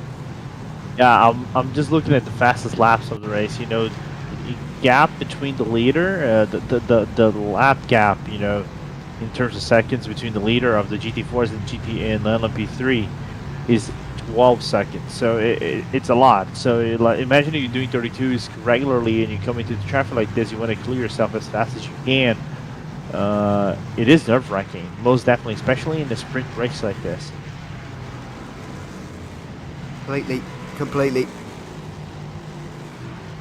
And I don't know who I'd rather be, really. Would you rather be the LMP3s embarking on this traffic very quickly, or the GT4s looking in your mirrors, scared as anything? Jake Haskell just negotiates that now with Devin Horvath. Tony Kanaan gets a better run than both of them, and maybe there'll be a look towards the inside for 3 wide now for Kanaan. He's going to look to the outside to follow Horvath. Is he going to cut to the inside maybe to benefit once the Canadian has not made his move? He can't really find a way through at the moment, so the 3 will remain locked together through the second half of the lap. Yeah, and also we have to remind that Tony Kanaan is a specialized lawnmower as a... This is for P3 in the GT4 category, or P4, excuse me. Aaron Create just ahead of John Dwan in the Porsche. Can't quite fight his way through at the moment, but Aaron Crate holding on to that 4th place because Wagner, Ream and Wilkins are, once again, Lorenzo, a bit of a class above the rest. Yeah, definitely. So, really good battle over here as Creta has this Delta Sport Optic Gaming livery, which is, I'm not gonna lie, it's quite new for me to see Optic Gaming involved. I know Crate has been with Optic since 2016. I think he's a former Call of Duty pro player. I think on the same line he's as Crimsix, but nice to see him driving so far and doing very well in the Precision Racing League as battles still going on, and this also good, you know, following of the cars so far from P5 and P6 at back. You're not sure what it is with players from other communities coming in and trying to drive very well at sim racing, just so they can have another game that they're better than us at. Come over to sim racing as well, and destroy well, you us over here commentated as on well. Crim, though. You commentated on Crim a few days ago. What? I'm not gonna call about his pace. The guy's still learning, so I think he has potential. I'm not gonna lie. Yeah, as you said, not we're not allowed to use that excuse for him anymore, as he put. Yeah. So there we are. But yeah, it's good to see that mixing now of communities. As Tony Kennard is certainly a part of that in terms of real life motorsport driving, coming into the Precision Racing League here and putting on a show. At the moment, looking for 10th place in the bottom right hand side of your screen. He's got Darren Horvath right in front of him, and I don't think you could find any words to describe it that are any closer at the moment. He will surely look towards the inside here. No, not quite.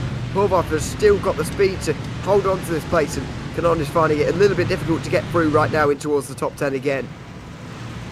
Yeah, and I like this battle so far. You know, he's taking his time, you know, not trying to be too aggressive. I was going to mention one thing, you know, if they stay within the draft of one another and try to make it 3 wide, the only thing you have to know that Tony Kennard is a specialized lawnmower, and he can overtake on the grass outside pretty much cleanly.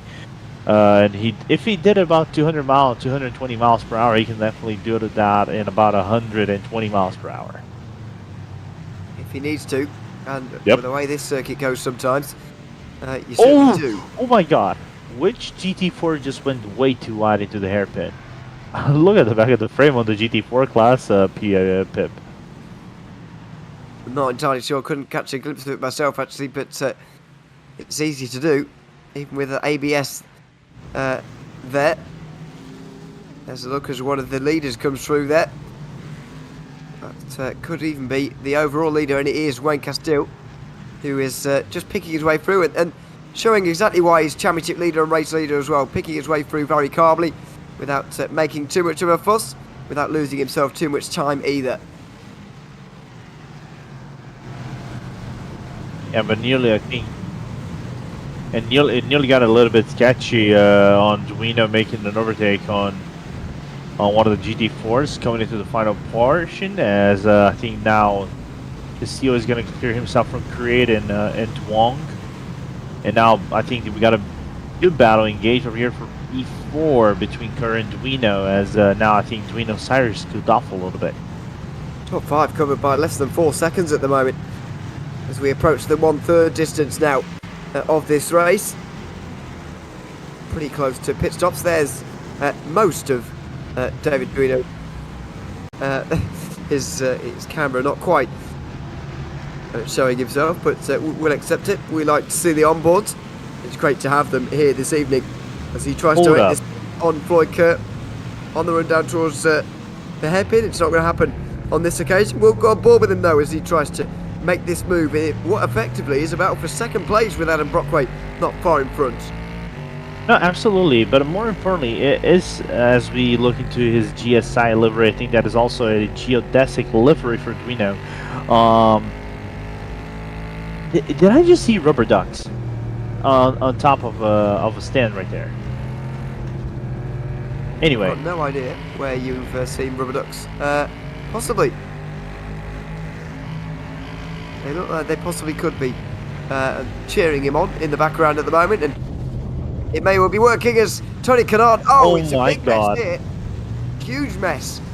red flag. Oh, and they're still crashing. I can still hear smashing going on there at turn 9. Somebody's back to pit lane. and there's still cars off left and right. Well, where do we start with that lot? That's going to take a real few replays to pick apart. We do know Tony Kanaan involved with it, many others as well. I think Nicholas Schwartz, I think Devin Horvath was another one of them here. Curtis Stroll was the one, or is the one we're focusing on here. Gets dived by one of the LMP3s, and then Devin Horvath glides. Tony Kanaan does in sympathy. Then another LMP3 hits them all as a result. That was somebody coming. Oh dear, and that was Horvath there trying to rejoin straight into the side of one of the GT4s. I think that was maybe Rexoid that kind of like went for a spin, or Genereux that went for a spin and completely destroyed the front of the car. But damn. Talk about a crash. Sure. Yeah, what a spectacular crash. And unfortunately, another rejoin that has seen us have far too many cars out of this race now. Rexoid, Horvath and Harman all into the pit lane after that. This is the other angle. See Horvath here. He's just going to get things wrong. Slide into that Mercedes. Kanaan almost does in sympathy. And then there's going to be the rejoin. There is one of them. Straight into one of the GT4s. Gets hit again by an LMP3. Continues to spin up the rears into a third car. Another GT4 before returning to pit lane.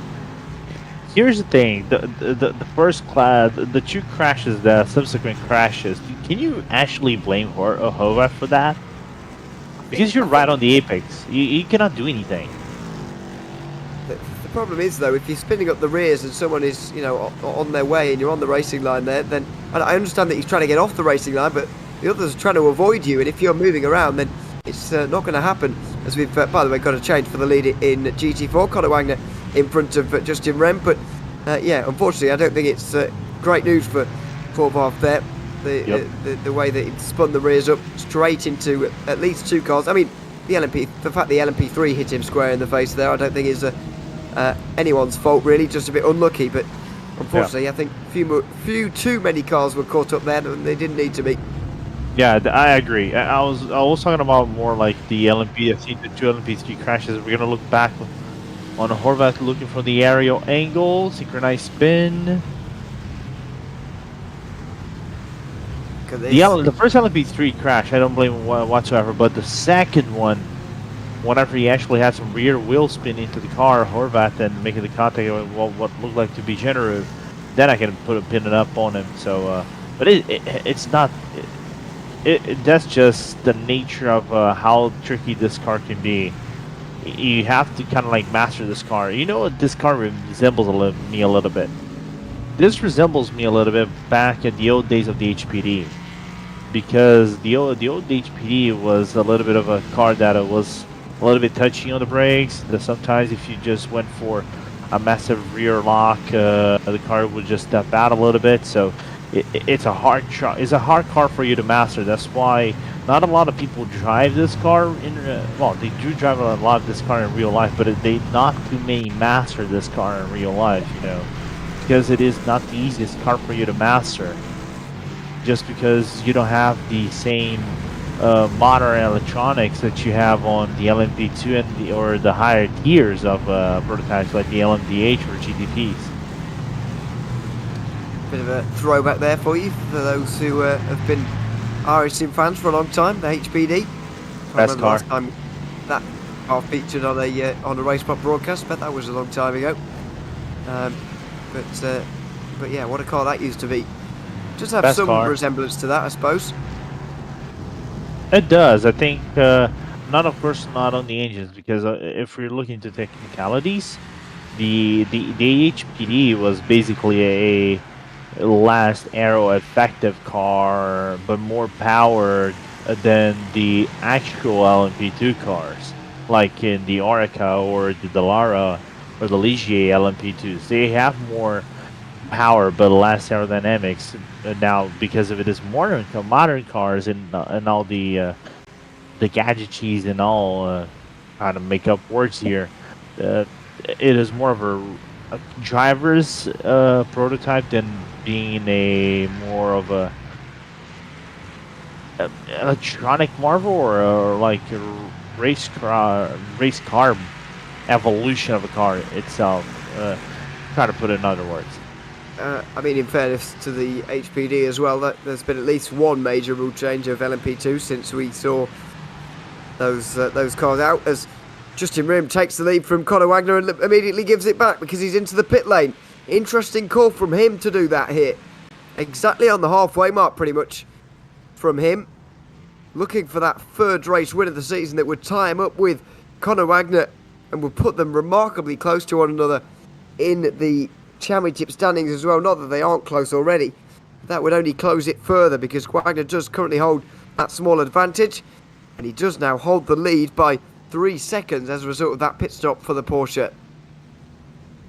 No, absolutely. I think a win for Rainbow, I think that would have been enough for him to put at the top of the standings in the championship. As Duino just kind of like rides the curb, going to the center corner a little bit more than it probably should, and nearly offset the car a little bit, but still in the track as Bill Wayne giving him some great following, some great chase, and the street car battle abreast. This is for 4th place as we go on board with Ozzy Milwain, who's in 6th. David Duino's just in front, and he's trying to make a move on Floyd Kerr, who's just in front of him on the way up towards turn 1. Bit of a run uphill here. He'll go over the top of the crest if through turn 2, and then a gentle downhill at this particular section, but it's not a circuit where you particularly notice the rises and falls, even though there are 1 or 2 of them around this circuit. Up towards turn 5. Need a good run out of here for a move if you're going to make one, and David Duino looks like he may have got one. Floyd Kerr under pressure a little bit, maybe on the run towards the hairpin, although David Duino stays behind for the moment. A good indication of just how close you need to be to try and make a move into that turn. Yeah, definitely, and we kind of saw a little bit of Milwain overshooting the braking point and just understeering the car into the corner, into the hairpin itself. So lost some ground right there, but still within the toe of both Duino and Kerr, as they now approach more GT4 cars while still trying to give chase to Bergstrom.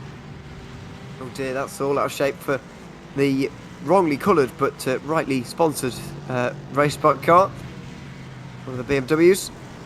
Now Floyd Kerr's really under pressure. David Duino very close again. There's another one of the BMWs is off. Floyd Kerr thinks, well, absolutely not. I'm going to be into the pit lane here. But what has gone on? Excuse me, it's a Porsche, which will rejoin. Out. Jeffrey Seabock has found himself in the wall in a big way. Yeah, and you can definitely see the car from what it is limping. There is some damage, and he's bringing that car into the pit lane. Looking forward to see what happened to the number 19 to be that damaged into the second to last corner. Does seem somewhat bizarre. Yeah. That you would go off there, because after all, I mean, even in GT4s, you're pretty much flat out round there anyway. Especially turn 12 there, which is the slightly gentler of the 2 right-handers. But yeah, through there, you're not even thinking about it if you're a GT4. Maybe you had some assistance. Oh, Duino. David Duino off the road down there at turn 5, ending up in the gravel. And that's going to hand Ozzy Milwain and Andrew Hardman a place inside the top 5 right now. Oh, no. So there was someone down the inside, then went very wide into the gravel. Now, as I mentioned, there was someone down the inside, but I still think that's really a sort of self-made incident from Seabock, unfortunately, because after all, he did have the space there to use the tarmac and lift off a little bit. He didn't have to get into the gravel there and maximise his speed. I think, unfortunately, he was the architect of his own downfall a little bit. But then again, you can't really account for these LMP3s and what they're going to do sometimes, so maybe that was playing on his mind as well. Yeah, but I think he came on the inside at the second to last corner. And anyway, look at Duino's mistake coming into the long right-hander. Whoa. That's a big hit on the wall as well. I'd be surprised if he's gotten away with that, although it is a tyre wall. So it's not as bad as concrete, I suppose, but even so, it was pretty solid into the wall. Now, where has he got to? We'll find that out in a few moments. Oh, who's that? Someone off the road down towards turn 5. Well, we'll find out in a short while, but chaos beginning to happen here, Lorenzo. We're almost 25 minutes into this race. Final quarter of an hour coming up. And we've had some incidents in the final few minutes. Oh, dear. It's one of the LMP3s. And it's a miscommunication deal, really. 100%. 100%. Like, the body language of the GT4 caught the LMP3 completely off guard, but also miscommunication with the LMP3 coming out of the corner. Just, you know, multi-class racing is just tough sometimes under these high-pressure situations. You want to clear yourself off as quickly, and you want to be as clearly on your decision-making as quickly as you can, and unfortunately, that wasn't the case right there. No, unfortunately not. And I mean, that's why we always say to the slower class, stay on your line. Don't try and weave around and move out of the way. Aussie Millway as it was in that occasion. Stay on your line. Make them go around you, because then it's not going to have a miscommunication. As we see Darian Roy there having a spin through turn 9. And one thing that we're quite noticing, a lot of those mistakes are happening into the second half of the race. Sorry, Lorenzo. We've had a big moment here. Conor Wagner is having a very long stop at the front of GT4. Is this another race slipping away from him?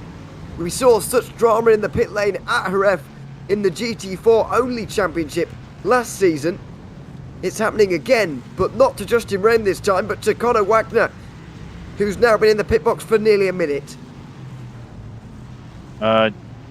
Connor, please, for the life of me, don't tell me you actually got speeding into the pit lane.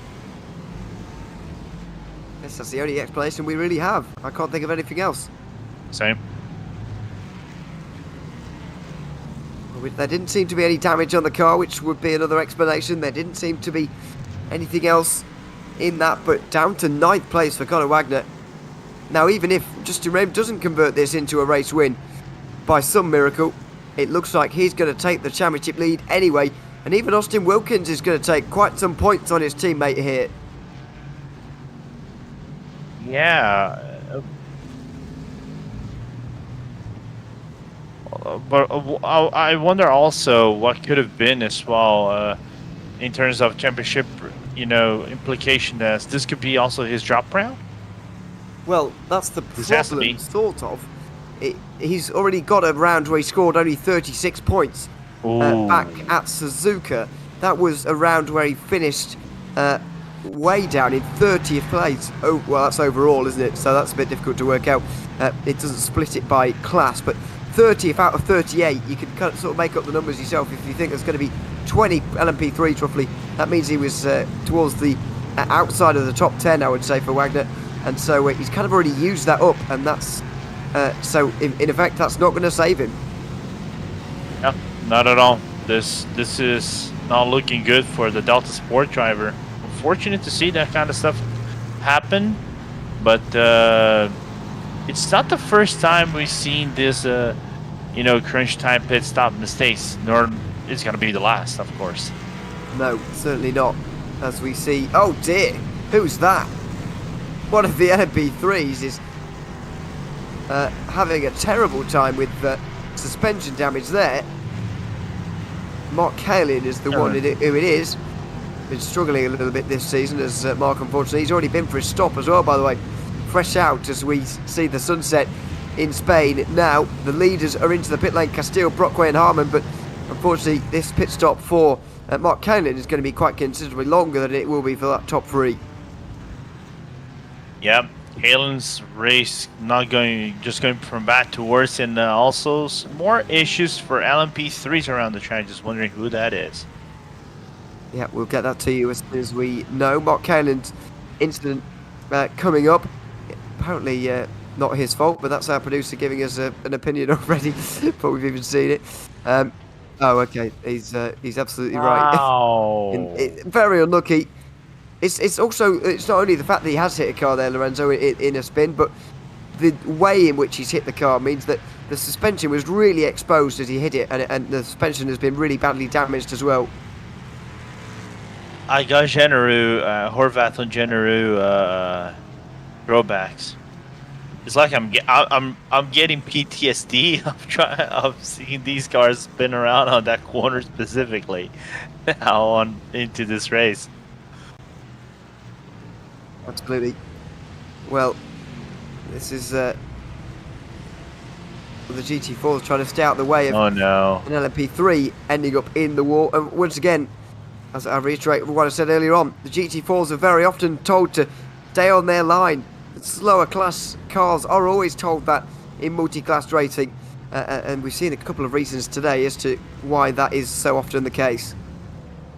Yeah, the rule number one of multi-class racing: keep it predictable. You know, if you don't keep it predictable, it can make your life a wholesome difficult. So, unfortunate to see that crash happen right there, but I think that was Jennings from what it looked like. Not optimal. That was, quoting one Lewis McGlade, that was suboptimal. It certainly was. I wonder if we can bring Cat after that now, because he's sat waiting for us at the moment in the interview room. So, yeah, we could bring him in and have a quick chat about the incident. Mark, welcome in, and unfortunate to have you here 10 minutes before the end of the race, but we've just had a look at your incident. Tell us what it was like from your perspective. It's just a situation of nowhere to go. Unfortunately, Walker looped it right in front of me, and then I couldn't avoid it and hit his front end right on my left rear, and unfortunately murdered my car. Yeah, car was absolutely toast afterwards, as we saw with you driving back to the pit lane. Just what about it? This circuit is so difficult here. The LMP3 obviously is not the easiest car in iRacing to drive. I think it's, you know, I would say far from the hardest, but it's also not an easy car, and this circuit is not an easy one either. What is it about this combination that makes it so tricky? Honestly, I'm not too certain. It something to do with the rear end of the car. Just it doesn't like certain corners, so it's super easy to lose control of it. And I've been, you know, unfortunate enough to have it happen to myself in official races, but was really having a great run. I think I was up like 10 or 11 spots from the start, and just kind of minding my own business. But it's just one of those things, you know, it's racing, it happens. It certainly does. Mark, thanks very much for coming to have a chat with us after the incident there.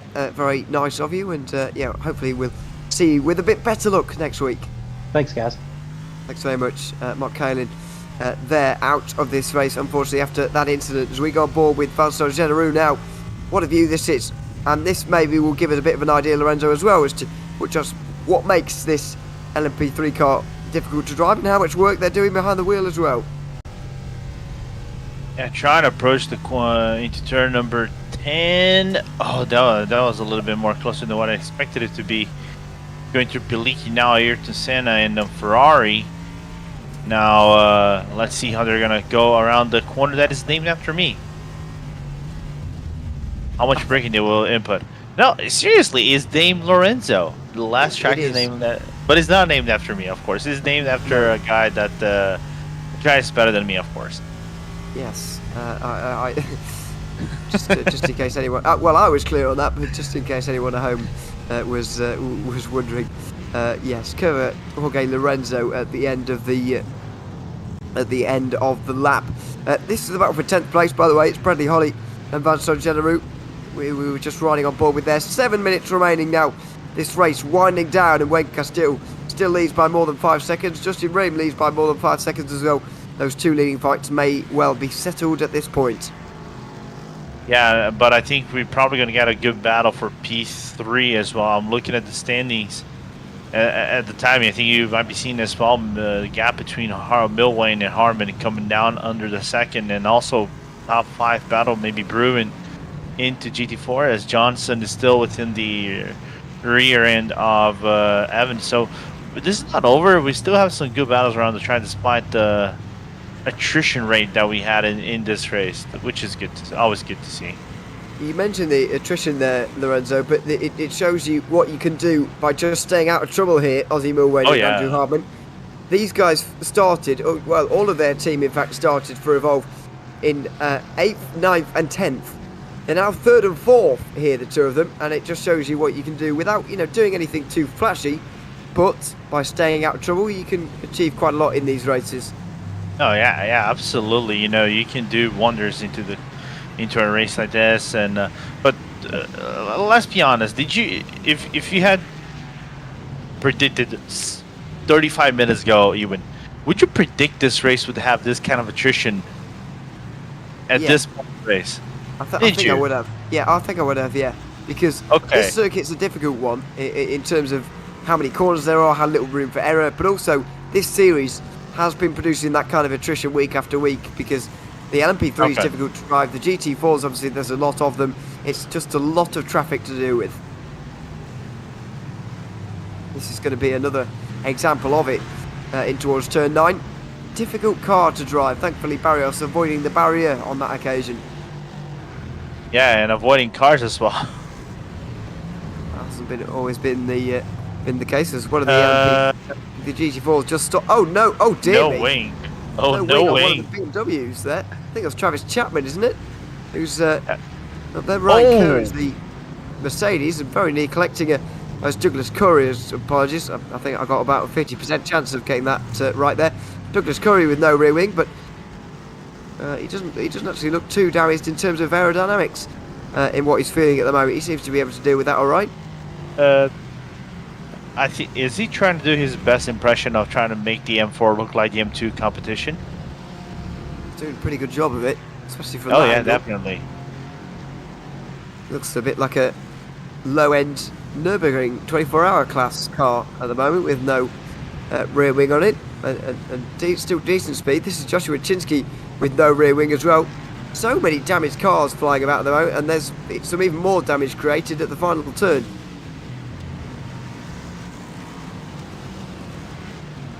Does he even realize he has a broken wing? Okay, there we go. I mean, I wonder how easy it is to know sometimes, but I guess you're going to notice and you're going to find out very quickly. This is all a bit of a mess into the final turns as well. Ozzy Milwain and Andrew Hardman just look to get to the end from here. I don't think they're looking to catch Alec Bergstrom or Wayne Castile. They're looking to bring this one home in third and fourth, I would imagine. Yeah, I'm right on cue with that as well. And talking about bringing it home, you said about staying on the track. You know, you're in. What about Tony Kanaan from P4 all the way down into like P, God knows where, and now back to P6? Exactly. Number 6 and P6. Yeah, only one mistake, but well, I actually involved in a couple of things actually, but it all stemmed from that early mistake, and it just shows the importance of getting off to a clean start as well. It all depends on where those mistakes come, because if you remember the early point of this race, Kanaan spent those moments overtaking cars where he could have been at the front, holding on to the leaders when they were pulling away from the rest. Instead, Kanaan was losing time by having to make overtakes back in the pack. Yeah, not only, I think you got into that incident that Horvath maybe I think was involved in, but anyway, now gap between Milwain and Hardman is as closer as ever. Team orders, all right, let me just say, team orders, I want to say deploy the team orders of fighting against each other. We want to see drama. I like to see drama. I want to see some drama. I don't think they want it. Let's see if there is going to be drama between teammates here. Oh, a bit of a slowdown in towards the penultimate turn there for Milwain as he had to look left and right to make his way through on the Porsche. That's on, by the way, more importantly, I mean, that was actually on the P5 battle, P4 and P5 battle between Evans and Johnson. Yeah, so Evans holding on to that 5th place for now. Partly because of that, they'll speed past him on the straight there. There is Nicholas Johnson finding just behind, and yeah, final spot inside the top 5 up for grabs here.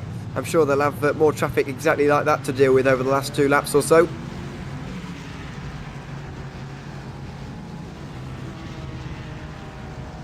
I think it will indeed be 2 more laps, by the way. Wayne Castile is making his way around the middle part of the lap now with 1:30s. It should be the white flag this time around for Wayne Castile in what has been a pretty dominant race from him so far. He's already taken 3 wins so far this season. I reckon that this one will be his 4th and possibly one of his most comfortable today. Yeah, not only that, you know, kicked his first half of the season very well. Didn't have the best results on the final 2 races of the first half of the season. Then second half of the season comes.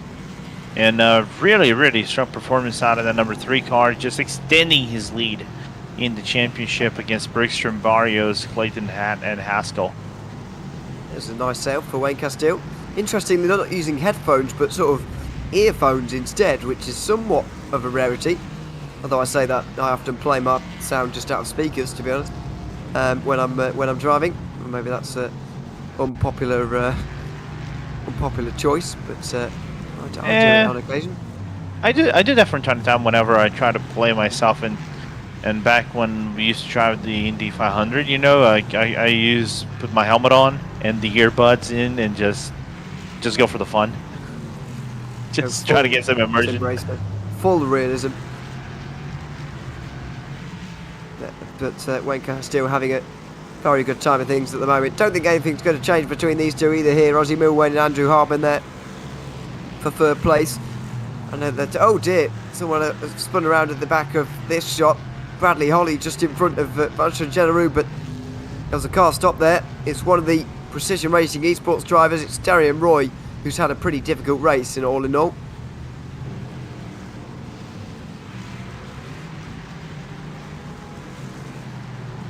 Meanwhile, Brockway stealing the best lap. Yes, just at the end there. Not a good race for him, unfortunately, dropping from the front to the midfield.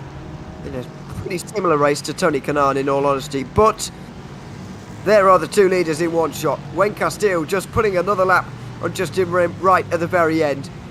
Out of the final corner for the championship leader, who gets things slightly wrong for the final time, but he won't care. He wins round 6 of the LMP3-GT4 challenge and takes a step closer towards the Precision Racing League title. Justin Rem does the same as well. Third win of the season from him, and he takes the championship lead away from Conor Wagner, who is a lot further down the order. 7th place it will be for him at the end, you would imagine. 2 important days in these 2 categories of this championship here, as Tony Kanaan will finish this round of the LMP3-GT4 challenge back in 6th place for the number 6 car. Perseverance is something that whenever it brings you some good fruits, and it brings some good fruition from Tony Kanaan, finishing within that top 6. So, persevere and you shall receive some rewards. And meanwhile, we still have some few cars up in the track, but what could have been in the GT4 standings had not Conor Wagner done that mistake into the pit lane? Yeah, what kind of a race would we have seen? We were wondering this thing last time, or last season, when we visited this circuit. It was a GT4 only championship back then. Oh dear! Oh, and on the last lap, there's going to be a big crash here. Doug Evans, on the very last lap, just completes the set for this circuit, and the amount of incidents that we've had. A little bit of contact down the final turn as well. It's been such a difficult race, and it didn't stop even after the checker flag flew. I want to look at that. Oh my goodness. And Scott Angelo, 0 care given, just going full flat. That's how you do it. Well, just got into the gravel a little bit, didn't he, into the wall, and that can happen very, very easily. I think the front left is actually jammed up entirely there, so that's going to be a bit of a palaver to get to the line. He's going to manage it. All right, a couple of minutes after the winner, some drivers pulling into the pit lane, having completed their red laps behind. So there we are, over the line, and we will now have our results after the Wayne Castile 5 seconds on the win, and who were very, very close for third.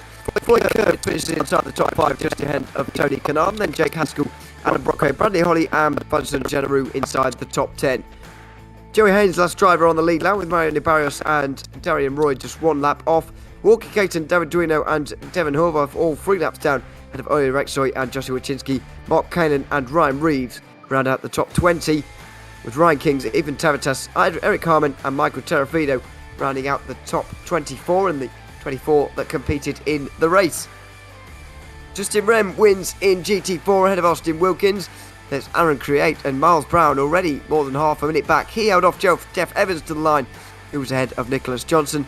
Conor Wagner, last driver within a minute, with Scott Angelo and Doug Evans on the lead lap. Douglas Curry, one down, despite being the best BMW, just ahead of Travis Chapman.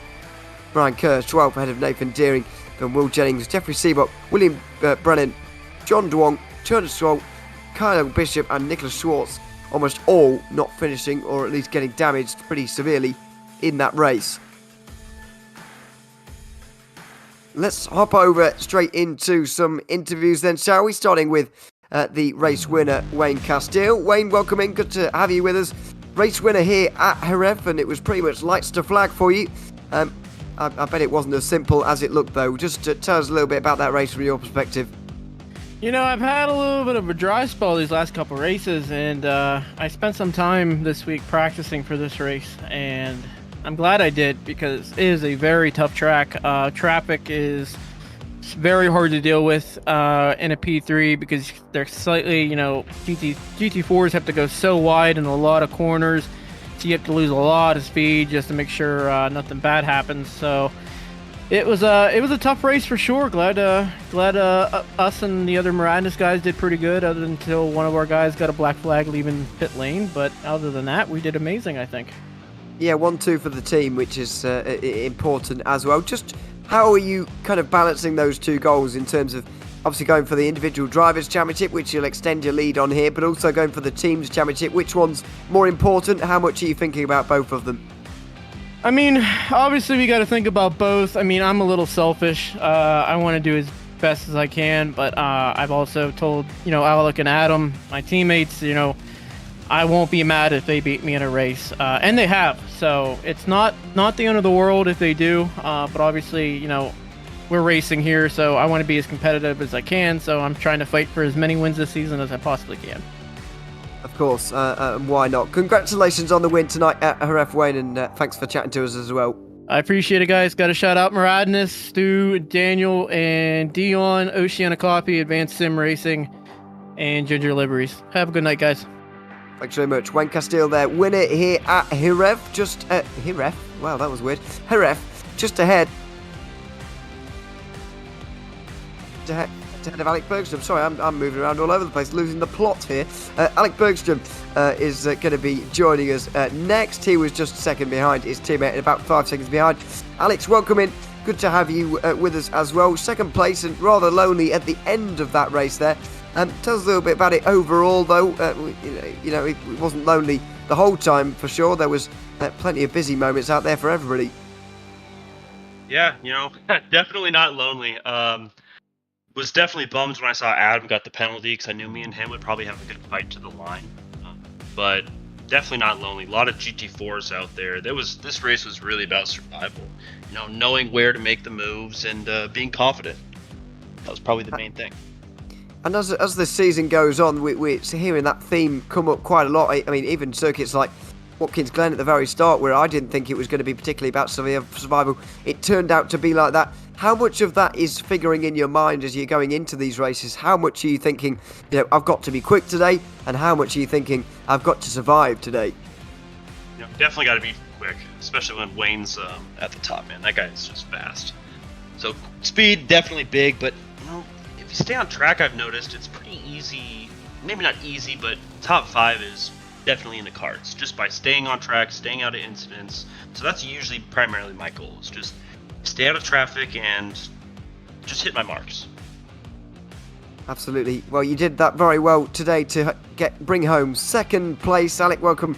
Welcome? Good, I'm losing the plot. Congratulations on second, and thanks for chatting to us as well. Yeah, thank you guys. Have a good night. Thanks very much. Alec Bergstrom there, second place in LMP3. Slightly embarrassing for me. We'll welcome in Justin Rem as well, though, GT4 winner here today. Justin, welcome in as well. Good to have you here. Obviously, Conor Wagner's long stop there did help you along, but of course you had the pace to stay ahead of the rest by quite some distance in the end. How much were you aware about what was going on with him throughout the race, and what battle do you think you would have had towards the end there if Conor hadn't had that slower stop? I didn't really notice what happened exactly with him until I think later, a few laps after like the pit cycle. I just noticed that he was quite a ways back, so I'll have to go back and watch the replay. But yeah, it would have been I think it would have been a lot closer battle up front. I think my pace was pretty good, but I pitted early because I kind of needed a mental reset. I was just making too many mistakes, and I think I was already at like 6 out of 13 off track, so I kind of needed a mental reset, and that seemed to help a lot. What about the rest of the season now? 4 rounds to go. The battle between you and Connor is going to be fantastic. What do you think your chances are of you taking this title this season? I hope so. I hope I can have some good races in the next 4 rounds. I know the next one's Road America, and that's like my all-time favorite track, so I'm looking forward to that for next week. Well, it's a good sign moving forward. We look forward to seeing you next week, Justin, but for now, congratulations on first place, and thanks for chatting to us as well. Thank you. Take care, guys. Thanks very much. Justin Wren there, winner of the GT4 race here today at Jerez. Well, that's going to do it for us here in the GR86 series and the PRL, LMP3 and GT4 challenge as well. Absolutely fantastic racing here this evening. It will be so once again as we head to Road America on the 7th of August. That is coming up same time, same place next week when we head with the GR86s after their race. Then we'll be going to Road America for this series. Once again, it's going to be another fantastic race at one of the all-time greats sports car circuits over there, staying in North America for, or going over to North America, I should say, for that round. For now, though, we will be signing off. It's been another great night of racing. Mid-Ohio delivering in the GR86s, and then survival at Jerez for the LMP3 and GT4 challenge. More of the same coming up next week, same time, same place here on RaceSpotTV, and more every night here on RaceSpot with the PRL racing. Continuing on with GT3 night, Tuesday night, tomorrow coming up. So make sure you join us for that, and I hope you've enjoyed the show this evening. I've been Neil O'Leary alongside Lorenzo Bonda, and Justin Honest has been behind the cameras. And until we see you same time, same place next week, it's goodbye for now.